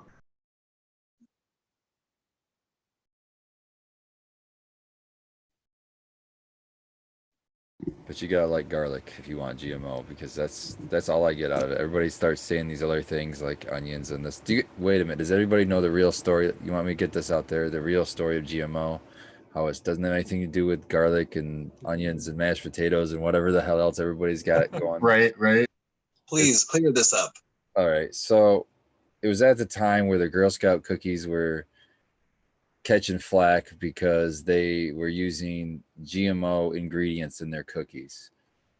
So because this was a cookie cross, they thought it'd be funny to be called it GMO'd cookies. That's how I got the name. It's anticlimactic, I know, but that's the real story. Thank you. Somebody actually talked about that in chat a few weeks ago, about how it was because it was garlic, mushroom, onions, and I was like, no, that's not what it is, but I couldn't remember the actual story. I always love hearing weed lore like this when you're like, oh, wow, that begat that. Okay. So, unlike the other boring books, sometimes you can get into that one, start chasing these down in threads. Andy Man in the chat asks, any tips on pressing sift into hash?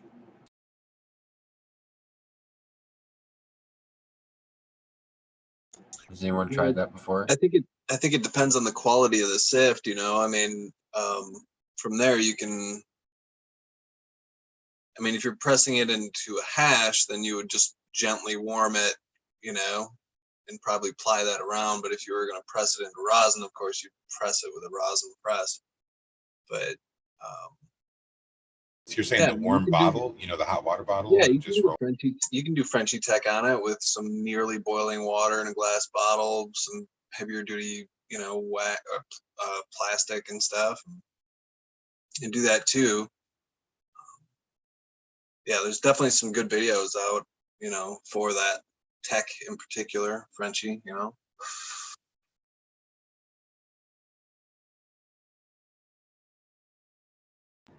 I would love to see your YouTube playlist of like Old Man Herman Hash from the vault court sort of stuff, like where you learned all this from.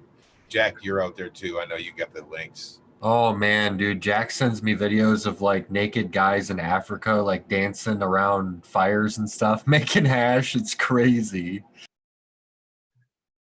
I know he's watching too. It's true. He does that. He sends me videos of like naked guys in Africa making shoe hash, dancing around fires, because we'll talk about it on our show and I'll say some comment like shoe hash is a crazy idea. And he'll send me a video like that, like it's a normal thing. Wait, if they're naked, where do they have it on them? Are they naked with shoes on? Yeah. He says it was Afghanistan. Naked with shoes on seems more naked than just being totally naked. I like We the talk dude that's about doing some- it on the hubcap one with the propane. You know, he's got like the propane tank, and then he's got like the hubcap on top of it. He just starts off with the sift and just keeps pressing, and oh man, it's a good video.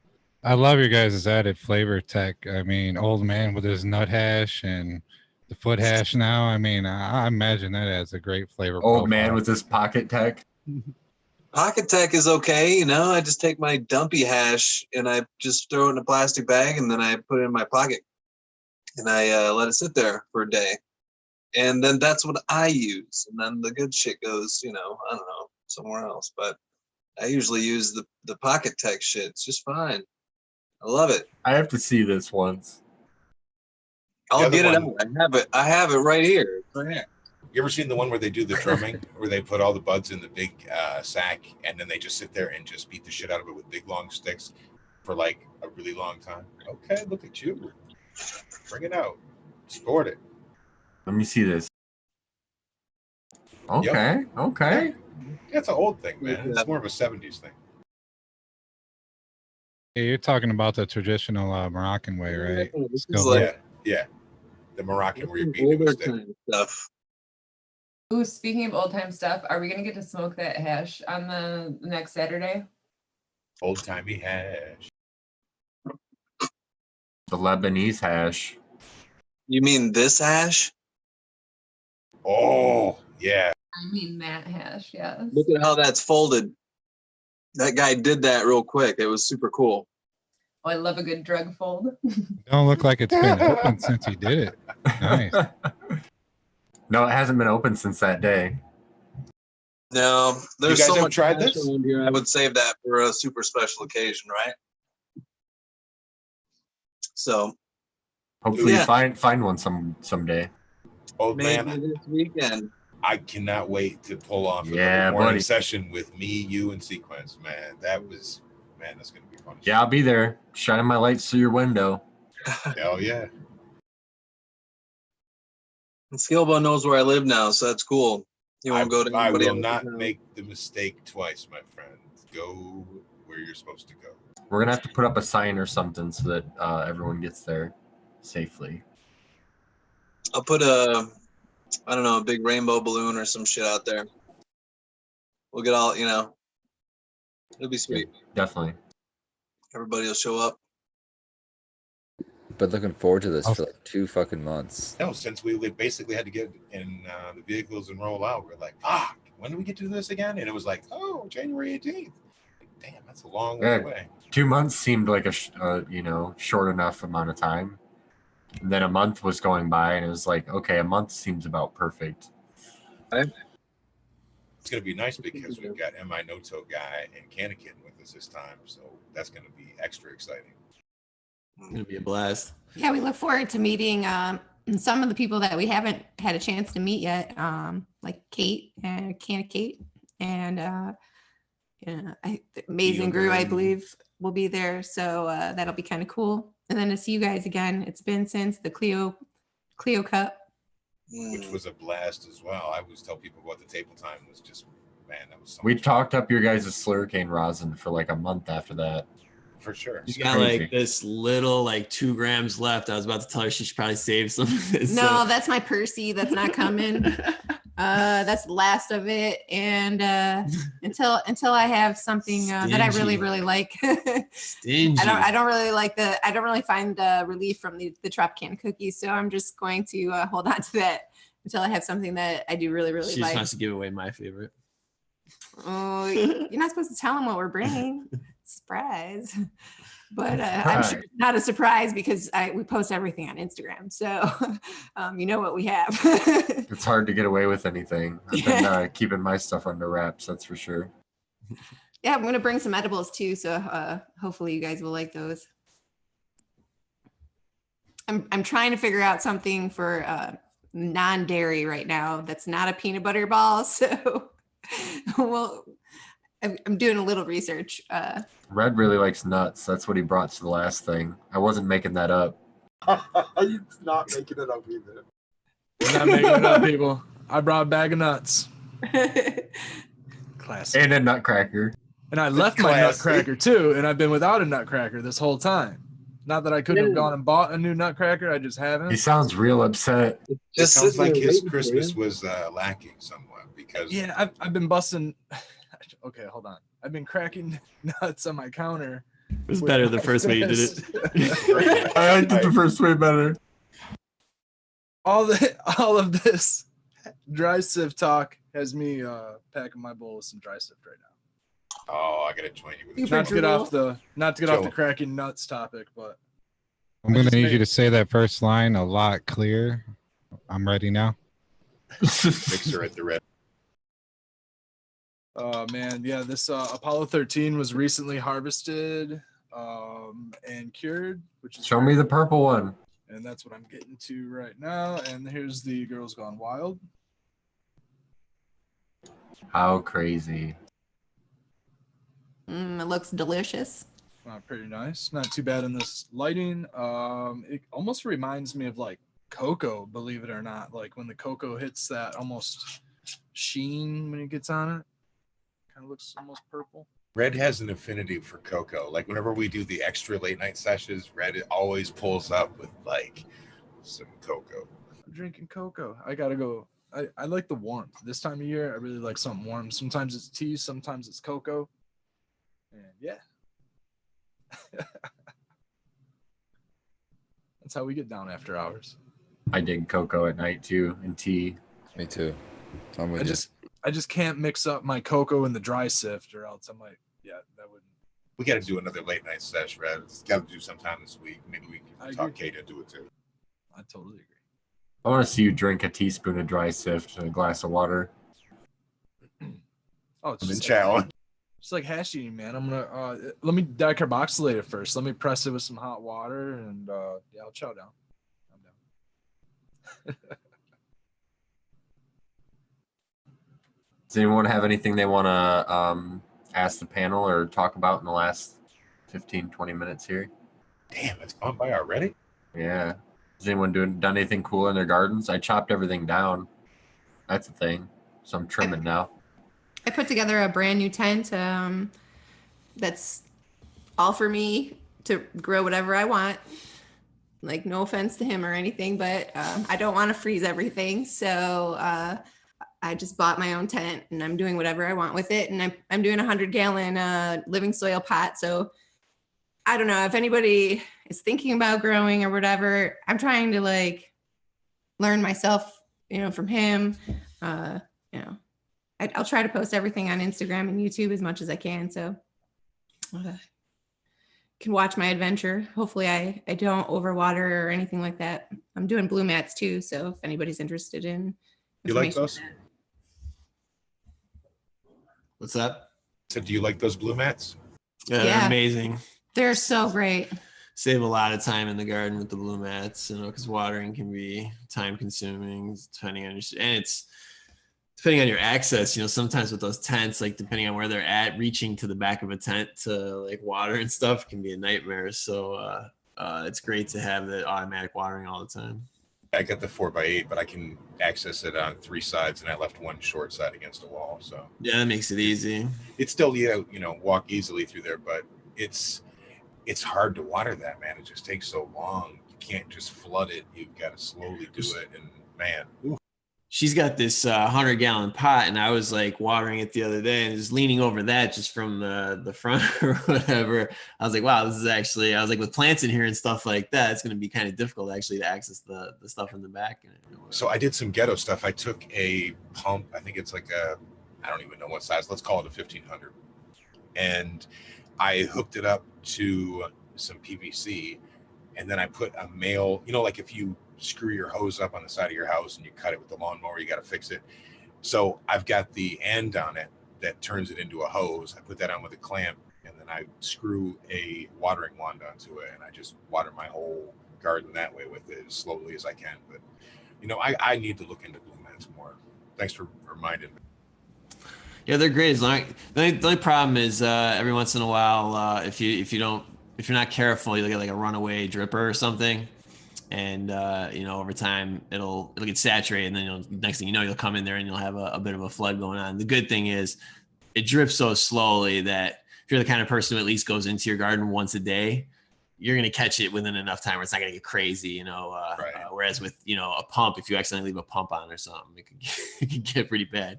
The living soil you're running too, Heath, we found the first run that we did, if we just left them too close to the soil, they were getting covered by the life that was composting over the top of it. So he had to unbury a couple that round, and then now he just kind of keeps them loosely on top. One thing I noticed you have to be careful with is like if you're adjusting them or if you're moving stuff around, you have to be careful not to like wiggle the carrots too much, because if you create like a little bit of a gap in between the soil and the carrot, it'll dry out, and then all of a sudden you'll have a runaway over there, you know.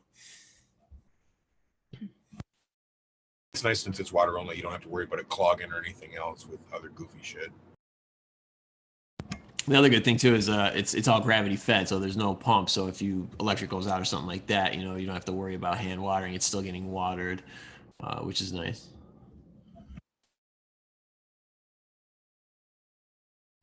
Yeah, if I was in soil, I would use those for sure. You could literally go away for, several days without depending on how big your about reservoir is, you could get, if you get a big silly reservoir, a 75 gallon or something like that, you could take a vacation and it'd be fine. Without a pump, is it like is the reservoir elevated above your? Yeah, so you have to have it like, I think it's at least 3 feet above the where the emitters are. So yeah, depending on the type of reservoir you have, we use just like regular like 30-gallon totes kind of thing, and they're relatively low profile, so it's not too hard to get it up to where it needs to be. The tape blue mats require a little bit more distance. Yeah, slightly higher elevation. They need a little more pressure. Which is why I kind of wasn't able to put my pot on a pallet or anything like that. I needed it as low as possible with our ceiling height, unfortunately. Yeah, we needed those extra 8 or 10 inches, whatever. A few inches, whatever it was, I needed it. That's pretty cool. Yeah, gravity's awesome. And then so the blue mats. Red, gravity's awesome. Gravity is. It is. It keeps us grounded. Newton would agree. Fucking kill me. No, that's cool. So like with the blue mats, you don't need to use any kind of like a sprinkler system valve or anything. The blue mats just kind of mechanically do it for you. Yeah, so it's like there's just hose running through the carrot part, and it has like a little thing that squeezes the hose closed when it's saturated, and then you run like the little supply line to you usually run like 3 to 5 emitters off each carrot, and then you can just kind of like put them in a circle or whatever, and that's how it distributes the water. Sweet, that's really cool. I like ways around having to use electricity and stuff like that. That's awesome. Especially if you can use it for irrigation, because then you can, pretty much do that anywhere if you think about it. Yeah, exactly. Yeah. Do it out in a greenhouse if you wanted to without electricity. Yeah, outside if you have like a rain barrel or something like that, they work great. Yeah, that's really cool. Very flexible. That's kind of. I think the gears turn spring already. He put in what is it called? A waste valve. Yeah. Basically at the end of the line, we just have like a little valve that you can open up to let the air out and stuff like that. So it's easy. You don't have to like screw around with disconnecting hose or. Because an air bubble would be bad in your line. It can cause some runoff, and there's oxygen in the water, so eventually, it kind of the lines will get some air in them eventually, just from it kind of precipitating out of the water or whatever's happening. Sounds pretty cool. It really helps when you can flush the lines too. If you do get something to clog, it'll help. Instead of having to push it through an emitter, you can push it through that. So. Oh, right. Yeah, I had a worm in there one time, actually. I was like, what the hell is going on? There's no water coming through, And I'm like, wow, it's something, I was at some point I was like, we're trying everything to get the water through. So I'm like, I'm just going to like suck on it a little bit or whatever, and it was like so stuck, so I'm like, what's going on? And so I filled the reservoir up as much as I could. And all of a sudden I seen like the worm's head poking out, and I'm like, oh man. So eventually it just kind of booted him out of there, but it took a long time for him to wiggle out. I would not have believed that if you wouldn't have said it, man. But I can see it happening. I thought you were gonna say you sucked that fucker out. I was about to thank God, but I just gave it like a little, to see if I could get it like siphoning out of there or whatever. And it was like so stuck. I'm like, what the fuck is in there? And then all of a sudden this worm comes out a couple minutes later. I'm like, oh shit, I'm glad I didn't swallow that sucker. The early MI no-till guy gets. I really would have loved to see that. Best blue mat story I've ever heard. Here's some of my Spartan glue I just harvested about a week ago, I guess. Are you thinking about that abolish? Because I know you're running that right now too. I just have it in clone form right now. I'm really excited about it. Wow, that's 'cause really pretty. I can,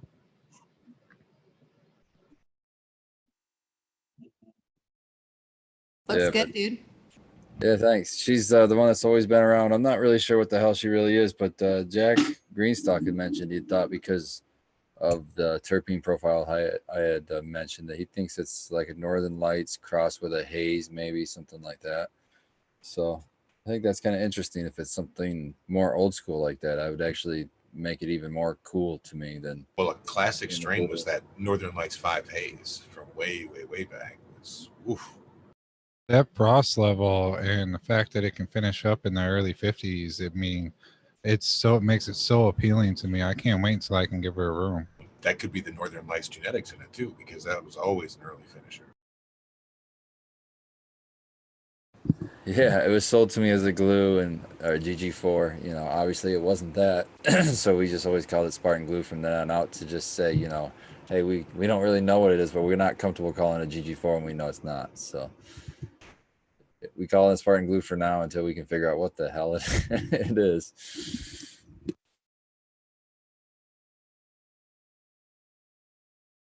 Oh, I forgot. I wanted to bring up abolished. Matt at work, we were smoking some of the abolished OG, and I was telling him, telling him the story how you were thought that it was a cheese, but it didn't match up with all the cheeses you've had before. And he said, "Well, I wouldn't know if it's a real cheese or not. You know, that's one he really liked before." So he was excited to try it, and when he tried it, he goes, "Yeah, there's definitely some cheese in there." He says he doesn't think it's a straight cheese, but it's definitely a cross of the really old cheese, the first ones coming around. So there is cheese in it, but he thinks it's a cross. Yeah, probably. It's old. I mean, I don't know anybody running anything that old, really. I got it. Yeah, I mean, I was smoking it before I started growing, so yeah, it's been around for a minute. Did you get it from somebody, or did you? Yeah. Okay. So I it could was- have been a bag seed that somebody had off of a cheese cross that, like a cheese bomb went off. You know what I mean? Well, Somebody's room. what Matt's guess was he said he thought it might have been like the old blue cheese strain, but he said he wasn't, you know, like 100% sure, but there's like a guess. That was like the closest he could come to a guess for a strain. The guy that gave it to me is literally, I call him the magician because he is a magician in real life, and he's a character, and he really doesn't talk about where it came from. So that could be he either got it from a bag seed, or it's an OG cut that he wasn't ever supposed to have. I've been smoking it this whole episode. I'd like to give a shout out to the American one. I've been sitting here smoking his strain, Amy Aces, all through the show. Some nice buds there. I hope you get this, Skill Bowl. I've been enjoying this strain. It really reminds me a lot of Subcool's Pennywise is what I, right off the bat is what it's comparable to. And it has been a really nice smoke. Great for pain so far. I've smoked it for the last day and a half, and shout out to him, man. Huge buds on the strain, nice flavor. I can't wait to pass some of this along to you guys this, hopefully Saturday, so you can all try it and let me know what you think. But shout out to him. Nice job on this. Definitely the American one, man. Always a cool dude. We're gonna have the coolest party, guys. I'll have some of that OGO too for you guys. Oh, nice. Here's that purple. I suck at this. That's the Tropicana. Oh, nice. That wash purple. That's your favorite, right? Oh yeah, that's some pretty weed. No, that's the one that washes purple. My favorite's is a different one. I can get that too if you want me to.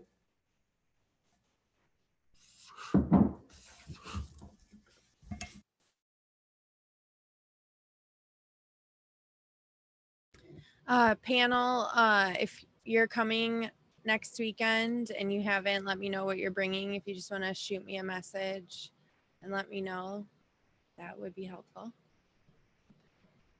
Yeah. Yeah. Help Miss C. She's mothering us very well. This is I my just don't crescendo. wanna have Den a mother, taco den bar mother. with no taco shells, you know. I really liked the way you did it. I thought that was great. You know, so shout Hey. out to you for the work you're putting in, because to be able to see it all in one text instead of having to scroll through 14 texts, I really I really like that. We So appreciate that part. Yeah. thank you for that.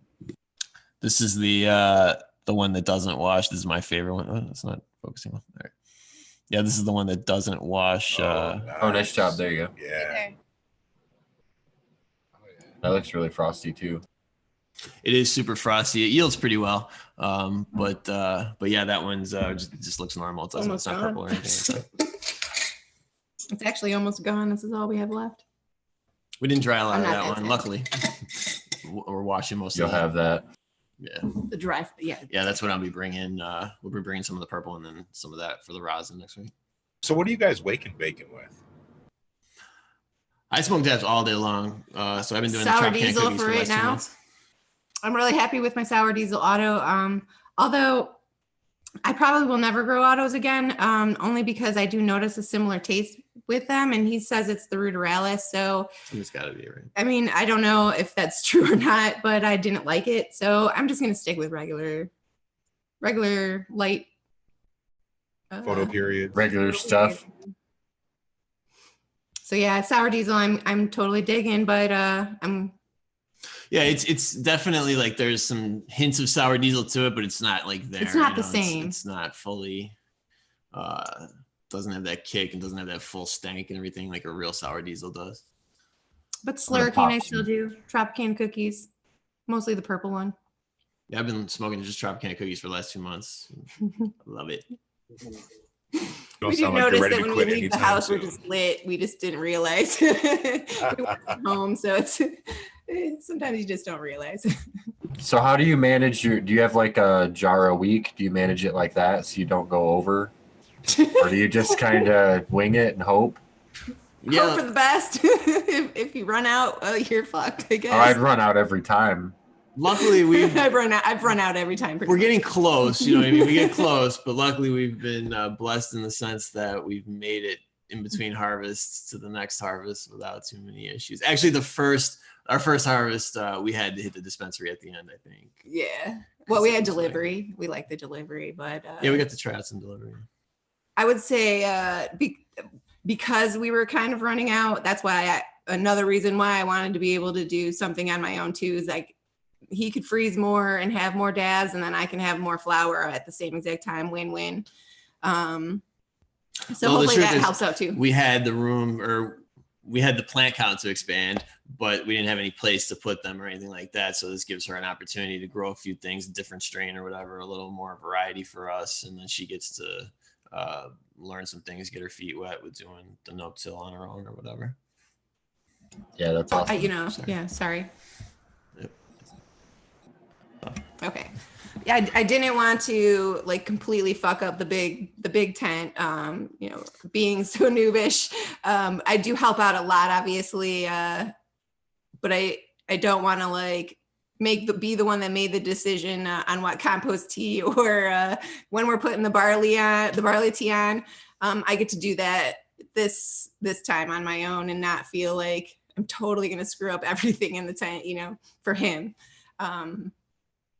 And make it more accountable for my actions and learning. Making sure I read, and she gets to do her own experiments. So that's the benefit. That's fun. Yeah. Yeah.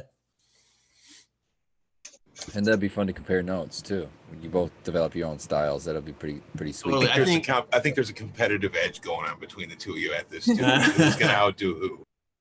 One of the things I'm most excited about is that she'll be running, other strains. So then if she comes across something that I really like, I can have a cut of that and run it in the bigger tent, and then we can have a ton of it. Right now I'm doing Banana Joe. I'm trying to do Banana Joe. The next one I want to do is GG4 and then Sour Diesel. So those are my, my three that I really want to do. So hopefully I can find something, find a couple winners out of those. Yeah, all worthy strains, definitely. You've said in the past that you were big on the banana, and that was your terpene that helped you the most, right?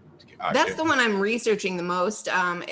He found that it online, some research about how the banana terps are supposed to help anxiety. I bought a couple different ones from the dispensary. They seemed to help while they weren't as strong as GG4, which is, obviously kind of a good thing when you have to go out and do shit, or, you have to work, and you don't want to be just almost ready to go to bed at that point, which GG4 has a tendency to do. But it works great on the anxiety, which I have terrible anxiety. So have you tried blues and trying to grow anything with any blues, like a blue dream or something like that? I love blue dream. I love blue dream. Yeah. Well, blues, this is just anecdotal. Okay, call it what you want. This is me. Blues just helps with anxiety and like mood and depression and things like that. And if you can find the right one, because, well, maybe not anymore, but 5-6 years ago, you could find 60 different strains that all predominantly had that blue in it. That if you wanted to use it as medicine, you could look into it. The way we found the banana strains for her was that I was looking to, I think it was Leafly or Strainly. They have this like terpene finder kind of search thing. And so she was telling me strains that she liked the most, for her anxiety. And I was looking at them, and it gives you the terpene breakdown of each strain. And I noticed that there were specific ones, I forget what their names are now, but they're like color coded on the site. There were specific ones that were popping up in every strain that she mentioned. And so then you can search the strains based on specific terpenes. So then I was searching on those terpenes, and everything was coming back like, banana this, or, banana strawberry or whatever. There was a ton of those types of strains. So I suggested that she try some of those, and it ended up working out. She did like all the ones that we tested out. Yeah, they were a nice mellow high. I think I tried a banana punch, and I forgot what the other one was. It was like a strawberry banana mix. Banana kush or something. And then this dude online just was like, "Hey, I got some banana seeds if you want them," and I'm like, "Sure, I'll take some free seeds that are banana." I mean, Grandma's genetics. It just fell right into my lap, honestly. So it was pretty cool of him, and so hopefully those work out. Yeah, it was pretty cool of him to do that for me too. I just want to say thank you. Yeah. Well, I took two, after talking to you today, I took 2 cuts of the GG4, so they probably won't be rooted, but I'll bring them out to you anyway. Awesome, thanks. You're awesome, dude. Thank you. His cut of GG4, like I've grown a couple in the past, and something unique about it, like we talked about it earlier, that strain always needs support. Like it always had like real wispy arms. His cut for some reason is just, it's got the Hulk right now, even at day 23, that I don't think it's going to need much support. I think it's going to be able to do it. Well, we got the trellis, so that should help a little bit. And then we have like a gazillion of those yo-yo things, that you can kind of hang from the ceiling. So we've got the support if we need it. Yeah, we had to buy extra yo-yos last run because Tropicana cookie just was like, oh, that's awesome. Stretched for 3 weeks. Sequence, just so you know, that usually stretches for like 3 weeks. So when you grow that, keep that in mind. Super. Yeah. He's super excited about that one. It really goes, man. I was like, oh my God, they got so tall. I couldn't believe it. Oh shit, I forgot. We have Rainbow Flame and Chem de la Chem. Mm-hmm, yeah. We're also trying Rainbow Flame and Chem de la Chem, which Chem de la Chem is supposed to be indica, which try to steer away from that now, but try to look more at the terpene profiles and things like that. But it's supposed to be a heavy hitter, so it's gassy from what he researched. So maybe I'm hoping that also will help anxiety as well, and give him some pain relief as well. So last minute knowledge bomb here. I see we're running out of time, but I believe it was Kyle Breeder, I believe, on the Growing with My Fellow Growers said to stop stretch, put your plant on the transition. So when you're going from veg to flower, if you can put it in darkness for 3 days, then put it into the flowering cycle, it won't hardly stretch at all. I haven't tried it, but he swears. Interesting. I've never heard that. One thing I did notice is that if you lollipop kind of aggressively early in like the first week or so, it kind of slows it down a bit. Like it doesn't really stop the stretching, but it kind of halts it a little bit. That's what I do. On the I do it too. Yeah, I do the opposite. Yeah. I wait till if I'm looking to slow the plant down, I'll let that lower growth, hang out and suck up some of that energy. And then within the second week, I'll cut that back. That's my approach on trying to slow down the stretch. Is, you know, if you cut back within the first week, you're still giving it the opportunity, some energy to still stretch. But if you let that undergrowth go for another week, you know, 2 weeks, 2.5 weeks, to when the plant would usually quit stretching, you're done with that stretch, I would say. Just in, you know, again, in my opinion, that's what I've always done to control my stretch anyway. All right, then quickly before we get out of here, I wanted to bring up the grow off since we talked about that before, and we should talk about that now. We can announce the strain since it is going to be on the packaging, so it's not going to be a secret to people when they pop the seeds. So I figure why not? We can announce the strain. So it's 2020 is actually in the chat. 2020 is going to be the genetic sponsor. They bred the seeds. They used Archive Genetics Pineapple Thai, and they crossed it with their sour strawberried. So that's going to be the seeds that we run for the grow off. So that sounds really good. They say it's a 7 to 9 week flower time with a high yield. It's a blend of one of their favorite sativas with an ultra potent rich indica. So we'll see how it goes. Abolish, did you have anything that you wanted to add for the grow off stuff before we get out of here? And then we do final shout outs. Just like to say that we hope to have it out real soon where you can sign up. Like, I'm hoping to get the final meetings done this week, and I mean, I can't wait to, you know, finally get to smoke and hang with you guys. I mean, all the Groskies out there. It's going to be a great event.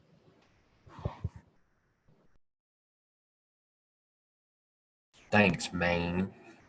All right, let's run into final shout outs. Eagle, you're first. You can find me here every Sunday. And if you can't get enough of me here, then you can find me on Instagram or YouTube. I've been putting out a little bit of content there. And anywhere else you want to look for me, really. I appreciate you guys for having me on again this week. Always love chatting with you, and appreciate everybody for tuning in. And that's about it. I've got some new stuff I'll be showing you guys this week, so I guess look for that. You're on Doobie, right? Oh yeah, he said, "Oh yeah, I'm on Doobie." Yeah, that's funny because I've been banned. Well, I haven't been banned from there. They've tagged my what the hell? I've been. They tagged my account for being. They say I'm a showing your titties. Account. That's for sure. Hell Showing his yeah, eagle you'll off. definitely see those there. Hey, anybody want to see my eagle? Look at my eagle. They tagged it for being a what account, Eagle? They tagged me for being a business account, so now I can only post like once every 2-3 weeks. That's lame. All right, Red, you're up. Red Setter Farm. You can find me on Instagram, YouTube, Cannabis, Strainly. I'm gonna have to get on Doobie apparently, and check out some of Eagle stuff going on there. Hopefully he's still there. Miss Red says hello, everybody. She decided to swing on in here, so she's keeping me. She was just laughing at you down there, Sequence. You're keeping her entertained, guys. Very awesome. Oh yeah, looking forward to meeting her on the 18th. Hey, she's super excited to meet everybody as well. And cheers to everybody in chat. And hey, I'm really excited I get to hang out with all you guys again on Saturday. I'm super geeked. I can't. Oh, Skilbo, did you drop your news yet?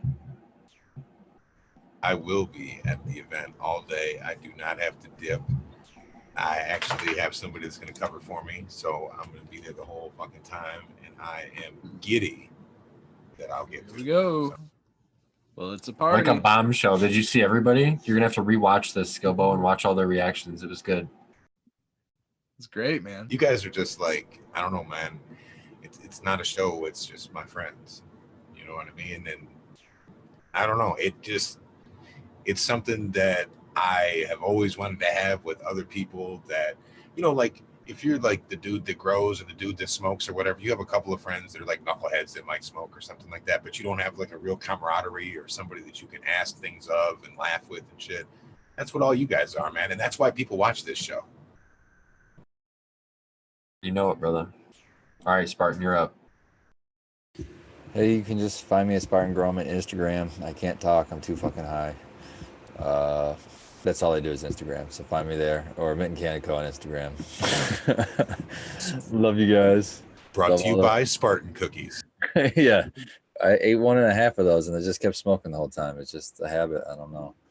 I'll learn one of these days. Love you guys. Thanks, Spartan. Kate. Hey, sorry, I was trying to respond to a message in chat. Somebody, so I don't think it's gonna send though. Somebody asked if I would squeeze cheesecloth out if I was doing that. I don't ever make edibles or extracts using cheesecloth. I would squeeze it out if I did, but I would probably do it into a separate container because squeezing it can force like impurities through. So that could be like a B grade version of whatever you're doing. As for shout outs this week, thank you very much to Miss C for organizing the get together stuff. I am super excited for Saturday. Candy Kitten and Mr. No-Till Guy. I'm very excited to meet you guys for the first time in person. That's awesome. And also a big thank you to Sequence this week for coming to help me with my trellis net. So, and thank you to everybody in chat. Love you all. Thank you, Kate. Old man, you're up. Old man looks like he's in the Terminator. He'll be back. With sunglasses, man. Anyway, it's always good to be here. I can't wait for next weekend. It's gonna be super cool. Thanks to everybody in chat. Super busy there. Jeez, right? I don't know, man. It's been a long week for me, so I'm tired. But thank God I had a little bit of abolished OG to keep me through this show smiling. So I don't know. What you're trying to say is we put you to sleep? No, it's been just keeping me alive, more than like, I don't know. But anyway, I love you guys. See you next week. We appreciate you, my friend. Abolished Farms, Miss C. You can find us on Instagram at Miss Cantaloupe and at Abolished Farms. Also on YouTube at Abolished Farms. So excited for next week, guys. It's gonna be great. I love getting everyone together. Like, we all have good chemistry, obviously, on camera, but in person, it's like 100 times more amazing. And kind of like Skilbo said, like, I think that's why people are into our show, is because this is real. It's not faked or forced, and it's not like some other panels where people don't necessarily like vibe with each other the way we do. And that's what makes this really special. And I'm really grateful for all of you, and can't wait to hang out. I feel got the a shout out. same way. I got a shout out to the crew here, the Frugal Jedi Council, the Jedi Knights, Sith, our questioning gray members. People are in the middle. And I also got to shout out my sponsors, Mantis Genetics, Bad Bunny, and Easy Swap Pots.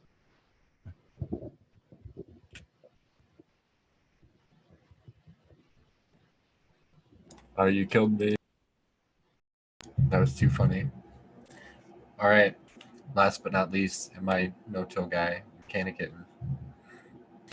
You can find me on Instagram at mi_no-till guy. Also be putting up some videos on YouTube on the Michigan Labs channel, as well as Candy Kitten.